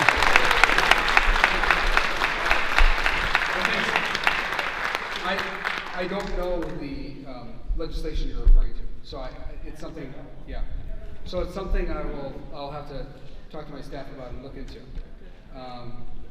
There are thousands of pieces of legislation in Congress floating around, so I can't be an expert in each one, and I don't know this one. But I'd want to look at all the justifications. I don't know if World War II veterans were given something and whether it's part of some kind of continuing program, but I will definitely look into it. Thank you. So, I did promise. We do. That's why we have staff here taking notes, so that we can keep track of these kinds of things, and they try to get back to me then on it. Thank you, Representative Amash. Just to let you know, I think those of you in the room should be very happy that he is spending his time coming and listening to you. But my representative, Heisinga, we have been pushing for him to have town hall meetings. He had a couple, and he blocked out the first few rows so that people wouldn't be right up in front, and we keep asking for more town halls. And so I want to thank you for letting me speak. Many of us are very afraid of the Commander-in-Chief.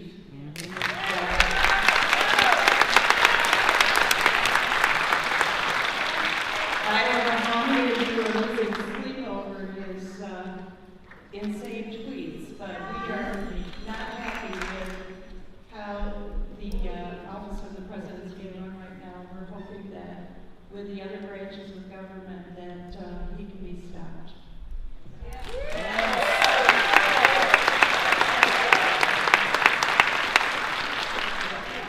I guess I wouldn't frame it that way. I would say that we are to provide check on the executive branch. We have separation of powers. We have checks and balances, and so I think it's important that the legislative branch pursue its own agenda and worry about its own issues. And we can try to work with the president where there's agreement, but we are not subordinate to the president. That's not how our system of government works. That's the Oprah CEO too. So it's really great being here today. So I'm in 7th grade. I go to East Grand Rapids Middle School, and so I'm running for my student body president. And so I want to make my school a better place. It's yeah, I get mixed teachers though. But so when I walk down the halls, I pass my special education classroom. And what I see is one teacher and like no aides at all. And we actually have a class at our school that students can take to aid the teacher. And so I want to know what you're going to do to protect the needs of special education.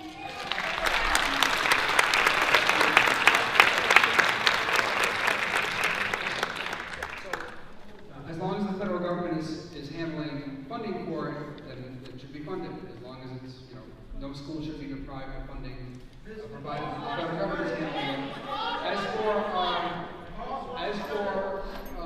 And we should make sure we're not neglecting people or neglecting schools.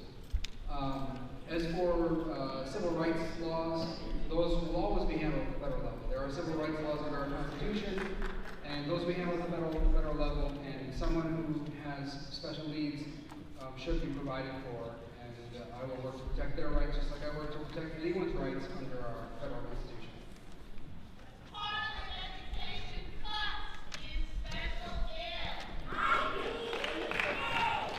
So going off of your comment about the AHCA basically being a tweak on the ACA, the CBO reports that, and I quote, about 1/6 of the population resides in areas where they would have funding cut. And I know you said the numbers may be on or off, but roughly about 1/6 of the country. And it'll start becoming unstable in 2020, meaning people lose coverage. And in 2019, going off of your 62 days and you're only holding coverage or increasing premiums for a year, it says in 2019, insurers can alter prices and essentially discriminate against people based on their age, causing higher costs for the elderly. It's kind of a two-part question. So A, was this planned by House Republicans? 2019 is kind of a curious year to have this happen. And if it's a tweak on the ACA, are the Republicans going to hold it over the American people? And if Trump loses in 2020, are they going to pull from their playbook and blame the Democrats for a bill that they've been sabotaging? And then B, going off of your, you think that healthcare should be done at the state level. A real question, I guess, would be, why are you a U.S. Congressman? I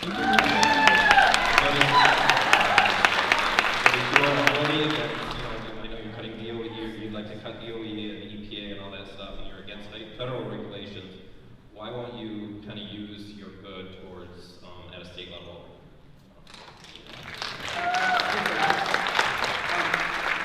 So I can't speak to how they came up with those numbers. My job was not writing the bill because I obviously did not like this approach to how the bill was written. I complained about it constantly on Twitter and Facebook and elsewhere. I don't think it was the right approach. But at the end of the day, when there's a vote on the floor, I don't decide if that vote comes up or doesn't come up. I have to then judge based on the legislation in front of me, is it a marginal improvement or marginally in the wrong direction. So that's the only decision I had to make. I didn't choose those dates, and I don't know why specific dates were chosen. I'm guessing there are some Republicans who have come up with theories about the ACA too, with respect to that. So I didn't choose those dates. I don't know. As for working at the state level versus federal level, I was a state representative. I served in the State House. There are different issues to handle at the State House, and at the State House level, actually the Constitution is quite broad. It allows a lot of activity. And it's very different from the federal Constitution, which has a very limited scope. The state Constitution allows the state government to do quite a bit. So there are different challenges and different concerns at the state level. What I like about the federal level is it deals with things that are broad in scope for the whole nation, national defense, and many of the civil liberties provisions that are protected under the Bill of Rights and the subsequent amendments, like the 13th, 14th, 15th amendments. So I just find those things appealing. I believe strongly in protecting civil liberties, and I think at the federal level is where you can probably do the most good in terms of protecting civil liberties, although I would warn you that the state government does a lot of things that hurt your civil liberties every day, so you need to keep an eye on it. But I felt like I could do more at the federal level.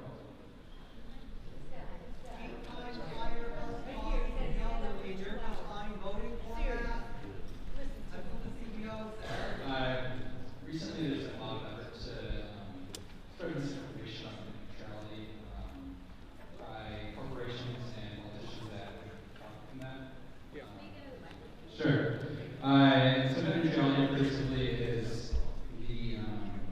it's a set of regulations that ensures that information on the internet is not treated differently by your internet service provider. So that means Comcast won't be allowed to throw Netflix when they have competing video sharing service, and they AT&T won't be able to censor Fox News or CNN. So my question is, what do you stand? Since you got our academic experience straight, if I'm looking for an affirmative, and anything that's not an affirmative, I'll consider that you do not support homosexuality. You're going to have to put me in the non-affirmative category because I think it's extremely complicated because what's happened at the federal level is there are monopolies that have been created through the federal regulations, and so there are monopolies and regional monopolies, and so you have a lot of companies that have gained power through the federal government. And then the question is, well, should you then have net neutrality on top of that because these companies have been given essentially a special privilege from the government? So my preference, the reason you'll have to accept my answer in the negative, is that my preference would be to unwind the whole thing. I don't think that these companies, these big media conglomerates and others, and communication companies should get special privileges from the government, special benefits from the government. And then in that world, I would not have net neutrality in a more competitive landscape. Yeah. There's a man, I think he left.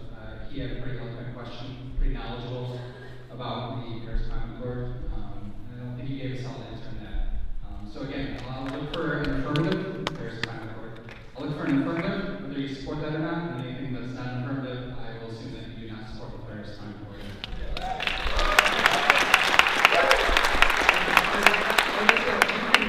You can infer it as you like.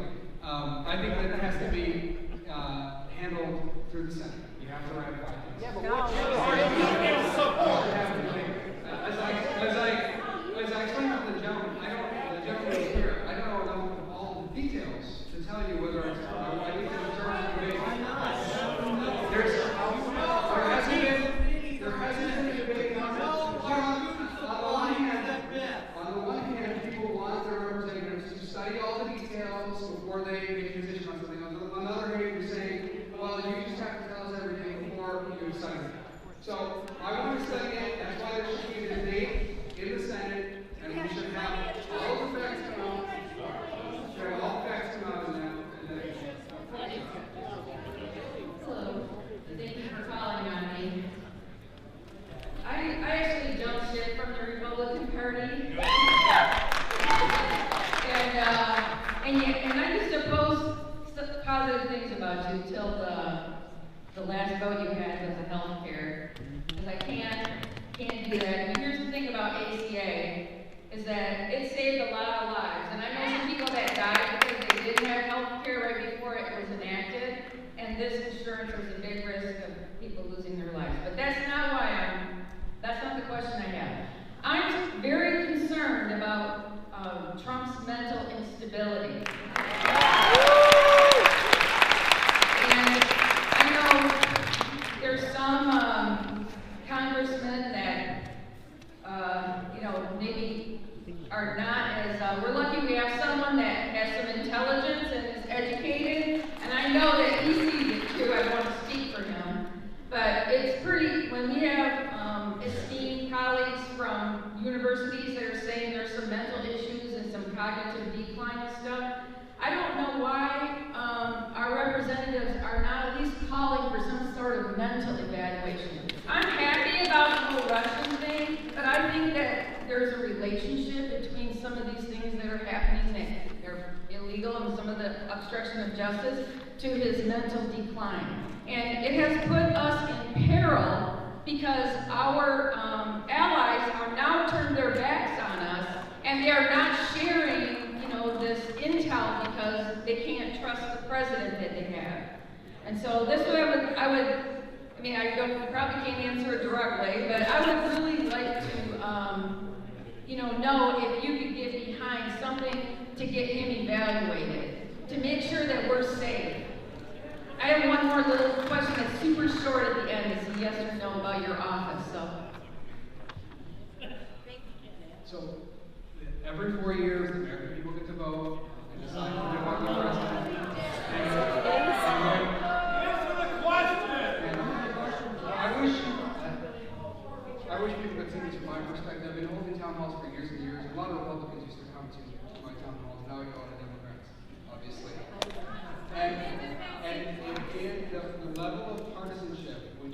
blinds us to reality is so astounding on both sides. The kind of things I hear, when Obama was president, I would always get, well, why don't you impeach him? He's got this defect and that defect, and he did this crime and that crime. On everything. On everything. I'd go to town halls, and that's what people would say. And I would make the point that we have an election every 4 years, and the American people get to decide. And I think, I encourage some of you to view this with an outsider's perspective, not just from within this crowd, and to think about what is going on in our society, not just here, but in the country, and how polarized. I know people are scared. We're not to blame. Stop trying to blame society. Sir, you're proving my point. The president. Answer the question.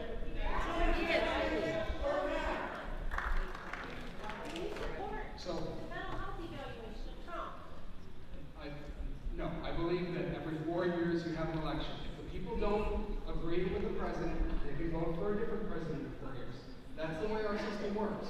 That's how it's always worked. And that's the best way to handle this.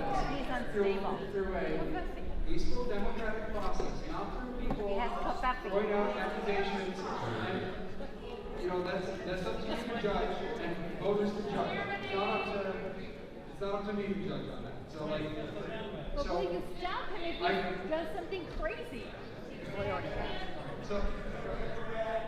Well, actually, the difference is we actually have things on tape. So you can watch videos of the words coming out of his mouth, and we can see the tweets that happen at 3 o'clock in the morning. And there are people from Harvard, people that have expertise, and there are provisions, because you can, well, I know that you have to go to Paul Ryan, that's probably not that much fun, I imagine. But, to get this Amendment 25 is a reasonable thing. Yes, we know, according to our, FBI, that Russia did interfere with this election, and maybe we can't trust these results because of it. And now we have someone that is steering not only us, but every country in the world is fighting to death about it. So I think, and you're just exactly what you said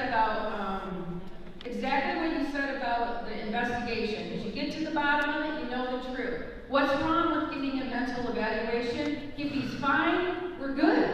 Then we just think, well, he's just a jerk, I guess. So here's my little question. That was my rant for that. I would really like you to, I know you've been a little ahead of the game on a few things, and I appreciate your letter, but I would like you to talk to your colleagues about getting something like this done, because I think of all the things, we're very afraid of that. And we're concerned about the cabinet he picked. And I think whoever, if he was impeached or removed from office, that whoever would go on after him gets to pick their own cabinet. So a lot of this will end when Trump gets impeached. So my little question, sorry about the rant, is when people email you or send you a resist bot, do you read the letters? Because I never get a response from your office.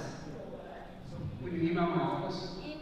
I think I've just been doing resist bot for you, so that comes as a fax. So I don't know anything about resist bot, and I couldn't tell you who received faxes. So it's a really cool thing. People can use their phone to text you a fax. It comes in as a fax, and it looks like a letter, and from your constituents, and then only your constituents can send it. So it has to be people that put in their area code or zip code, whatever, 49, whatever it is, and then so that fax can't come from people all over the country that can call your phone. It's just, and so I guess what you're saying is you haven't been looking, so you need to check your facts. You got a bunch of me. I don't know about that. So I represent more than 700,000 people.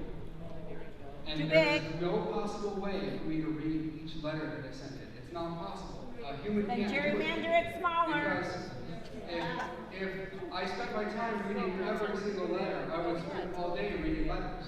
That's how many letters members of Congress get. So it's not possible. So what happens is staff will batch things together. So if there are things that are similar topics, staff will batch them together. They'll come up with some response. That's why sometimes the responses might not seem as personable, because it's not possible to individually respond. Otherwise, we'd spend all day, every day, writing letters and doing nothing else. So they have to be back sometimes 100 at a time, 50, 1,000, depends on how broad it is. And then I will read the response that we're going to send out, so I know what's going out in my name. And it's often taken from things that I've previously approved, so it's already pre-drafted by me. But it might not be exactly on point to whatever issue you're raising. And that would be true of whether it's a fax or an email or anything like that. Well, I was wondering, because I just wondered if you looked at them to see what people want. Believe me, I look at things people send. I do. I see this gentleman on Twitter. So I know. Thank you for calling on me, and thank you for having these town halls, and thank you for sharing your opinion on Twitter. I appreciate that. Let's set mental state aside for a second, and let's talk about criminality. You answered a hypothetical question from a reporter if the Comey memo was true, that it might be grounds for impeachment. Now, I appreciate your devotion to the process and letting the special counsel do his thing. Mr. Comey is scheduled to testify next week, I believe, before one of the intelligence committees. If you feel that there is emerging evidence under oath coming out about obstruction of justice, would you publicly call for the start of the impeachment process?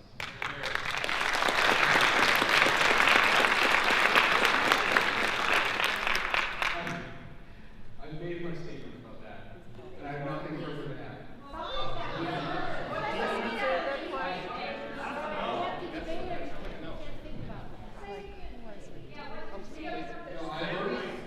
I've already answered the hypothetical to the report about we're going to have an investigation, and we'll see the results of that investigation. And that's where I stand on it. I think that we need to have an impartial investigation, and then we can decide afterwards what next steps are. So we're running short on time. Yes. Bring them on. On the call. Yes. Either one. We can hear you. The fact you give us the opportunity since you can't respond to my letter, I'm in that demographic whose health insurance is going to die. My husband is old enough to qualify for Medicare. I'm not yet. Fortunately, we have enough money, enough income with his annuity that we can pay for my health insurance. I don't mind. I understand that because I'm a healthy person, I have to pay into the insurance pool to cover people who are less fortunate. I understand that, and I don't mind doing that. I'm a Democrat at heart. I have voted for you because of your independent stand on a lot of issues. I'm a Democrat at heart. I don't mind paying taxes. I love paying taxes if I know that they're going to the common good. So I would be so excited to pay more to help my fellow human being who might have an illness or a pre-existing condition. What I don't like is the idea that my extra dollars are going to line the pocket of the CEO of a pharmaceutical company.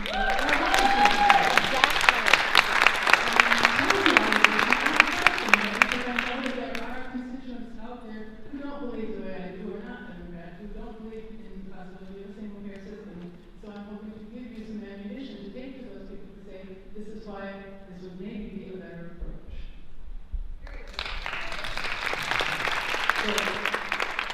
I appreciate your comments, and as I said before, I think that states should be allowed to try different things. And if the people of Michigan want to have a single-payer system or another kind of system, they should be committed to it. And then other states should be allowed to make those decisions as well. Yes? If the health insurance companies were regulated state by state, I would have a problem with that. But we have national health insurance companies and CEOs that sit at the top of a national company and corporation whose pockets are being lined by this. And I don't see then how putting it back in the hands of the states is going to address that. Many regulations still happen at the state level, actually, with respect to health insurance at least. So I don't think it would be a problem. I think that can be handled, and the market can adapt to that. The market can adapt to that when they have to deal with state by state.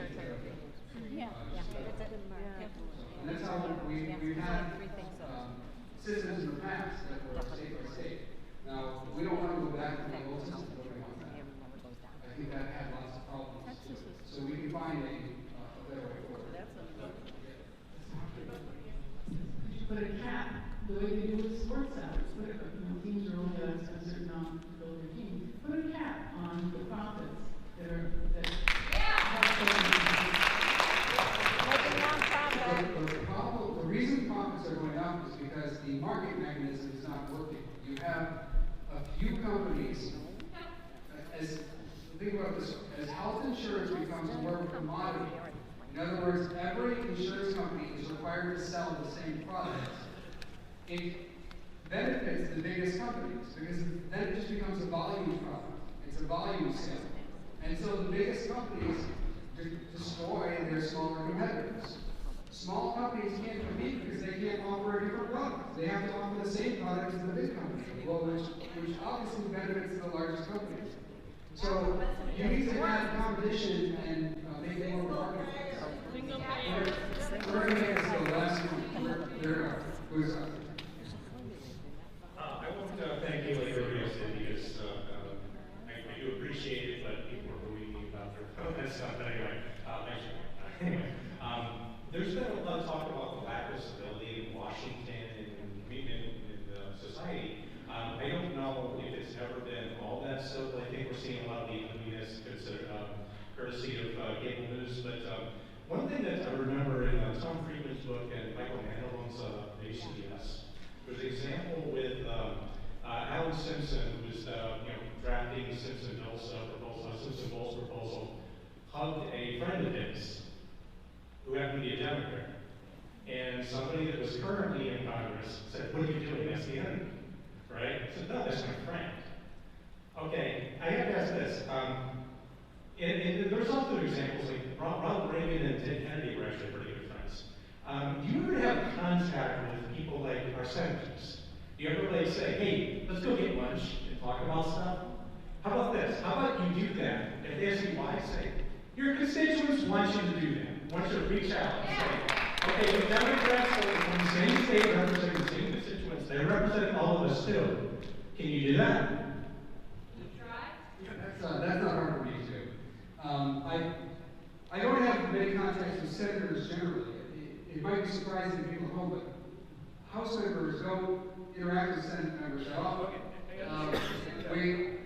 Because our schedules aren't always aligned, and so even the senators who I might be closest with in terms of friendships, I don't see that often, and I would rarely interact with them. And when we're home, we have different schedules too. Like, they might be home a different week, and I'm home, and I have to hold the town hall, and they have to be in Detroit. So Ronald Reagan and Ted Kennedy have different schedules. So to be clear, though, to your point, setting aside like the Michigan delegation, I do interact a lot with my Democratic colleagues, and I've gone to dinner with Democratic colleagues. I have a lot of friendships with Democrats.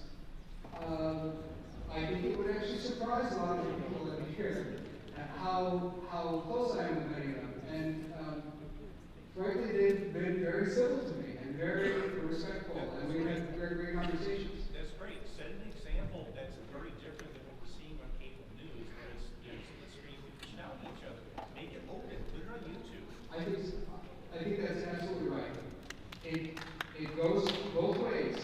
Our country has to recognize that a lot of what happens at home fuels it too. So it goes back and forth. What happens in Congress fuels stuff that happens at home. What happens at home fuels stuff that happens in Congress. So a lot of times my colleagues on both sides of the aisle, they think that, well, they hear the stuff that goes on in town halls, and they think, why should you ever be nice to them? That's what they might think, right? And Democratic colleagues feel the same way about their Republican constituents. And that fuels what's going on. I remember when I had a colleague who came to Congress. He was elected after I was elected. And he stopped by my office, a Republican colleague. And he asked for my advice. Which was nice of him. I thought that was nice of a new colleague and asking for advice. And I told him to not be so partisan. I wasn't saying he was partisan, but my advice to him was set aside all this partisan stuff. And this guy was a pretty, like, what I call moderate Republican by most measures in terms of his vote. And he told me he couldn't do that. He told me he couldn't do it because nobody would accept it, and it's just not the way it works. And I urged him to please do it. But it is frankly, it is not, I've been doing this job for 6 years now in Congress. It is not at all surprising to me, having gone through what I've gone through, not just town halls, but just general interaction with people, that people in Congress get so polarized. It's not surprising at all. It is safer to run with the pack. It is safer. When I go home, I don't just get some of the people in this room attacking me on Twitter. I also get Republicans. My colleagues do not experience that. They don't experience it, and it makes a huge difference in their lives. They just go about thinking this is great. I stick with the pack. Yeah, I'll have Democrats attacking me, but they know that in their districts, they outnumber the Democrats. And then they figure that, well, in the next election, the party, because I'm such a loyal party person, and they'll say they never criticize Trump, they never criticize the speaker. Oh, the party's going to throw all sorts of money at them, which is true. And Democrats do the same thing. If you're a loyal party person, you never criticize Nancy Pelosi or Barack Obama, the party throws money at you. So their jobs end up being very different than my job. And in some ways, they go about in peace and oblivious to what's going on around them. They don't hold town halls. They write off the people on the left and they move on. It is broken. But what I'm encouraging all of you to do is to understand that we all need to think about this.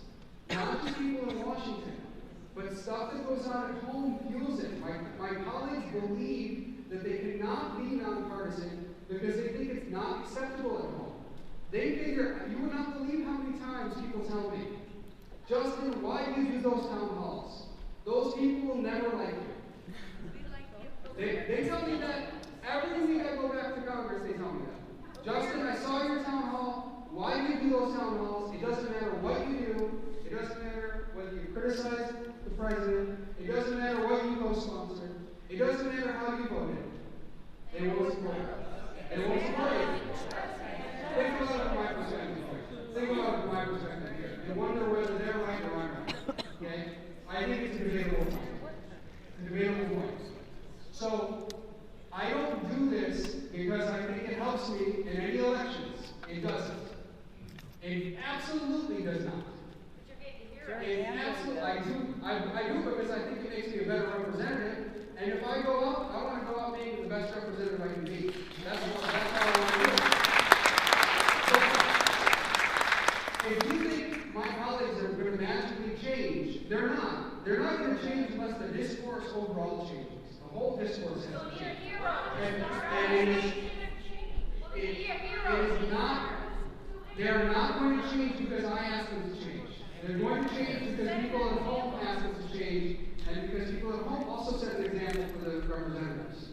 We'll have your back when you change. Yes. One of the things I'm always agreeing with is when people always say it's what the founding fathers wanted. But one thing I grasp onto in this particular thing is George Washington warned us against political parties, right? Okay, so that is something we can't control. We can't control what's on Fox News or what's on MSNBC, trying to encourage you to have lunch with other senators. And maybe, you do that with other people. If you're having those dinners that are open, those dinners with other members of the party in Washington, make it open. Put it on YouTube or some sort of live stream. Make it cordial. Let people see that. You can control that example. The other thing about you warn against political parties, why are there political parties? Those are great questions. Actually, George Washington's farewell address, if you go to my Twitter account or my Facebook page, is pinned to the top. That's what I have pinned to the top. George Washington warning about political parties. So, I agree. I agree with you. Builds it in, and then human nature, and then plus, Nate Silver has some correlations with the rise of cable news and divisiveness in Congress. I agree with you. And there's no way to make it perfect. There will always be factions. There will always be people who have different perspectives on things. But what I would say is we can minimize it by trying to be respectful to each other. We can minimize the effect of this faction by trying to be respectful, trying to understand people, not always assuming the worst about everyone. And I don't, believe me, I hear plenty of things from this I hear plenty of things from this crowd, and I don't assume the worst about you. I think this is a person who's frustrated about something, and I can relate to it. I can relate to why they might be frustrated. They, like this gentleman thinks maybe I'm not listening. I am listening.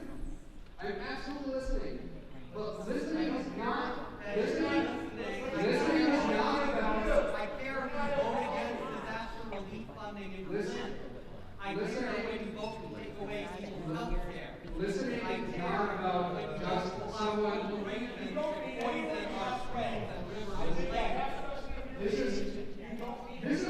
I mean, it's a strange comment to say that I don't meet halfway. When I vote differently with my party on all sorts of things, there are also, and in fact,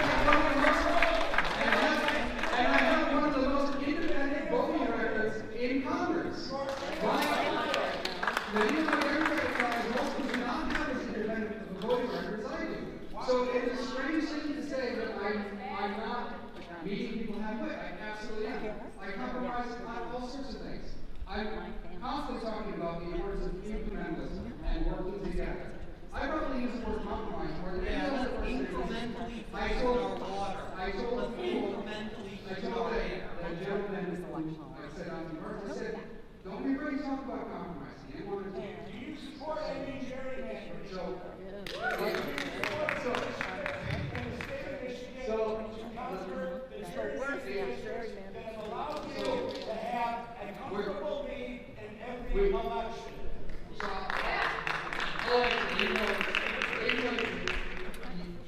You should raise your hand and ask a question.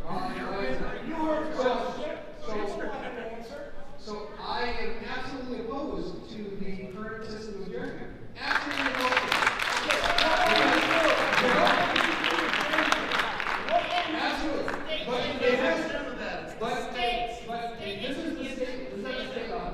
it has the opposite effect in this district as you might think. It's not what you think. This district was gerrymandered to become more democratic than what would actually be the case. Absolutely. Because it was gerrymandered to make it more democratic. Yes. In fact, if you'll listen for a moment, I'll explain. The Michigan Chamber of Commerce.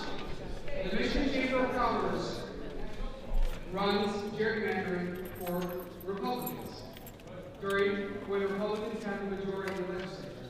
So they wanted to make this district more democratic. Two reasons. They could make some other districts more Republican, and they could also slam me. That was part of their approach. And they admitted to it. In our approach. So this district went from being a more Republican district than it is to a less Republican after the last election, after the 2010 election. And what they did was they took out the parts of Kent County where I was doing quite well. I grew up in Kentwood. Okay? So they took Kentwood out of my district where I grew up. And they took out other Republican areas in the suburbs. And they added Calhoun County, which is it has valid frequency, quite, relatively speaking, quite democratic county compared to the counties up here. So they stretched my district all the way down to Calhoun County and took out stuff from Kent County. So now, within a mile of my house, it's not my district. It's the second district. Why? To make this district more democratic. So yes, I do oppose the current system of gerrymandering. I think it should be run independently. I don't think it should be controlled by partisans I should be handled by partisans on either side. Because I don't think that's the way we should draw these districts. I think they should be drawn up in the most neutral way possible. That doesn't mean they should be drawn up 50-50, because that's not necessarily neutral. That's not necessarily, it should be drawn up to be consistent with the general makeup of the area. Right? For example, you might have a district that is Kent County. Okay? We all live in the same county here, Kent County. It makes sense to have a district that is Kent County. That makes sense. What doesn't make sense is carving out pieces here and there to make it more Republican or more Democratic. That doesn't make any sense. So I'm supportive of efforts to make the redistricting independent. And with that, we're going to get to that. So with that, I want to say thank you for coming. And I'll continue to hold it on.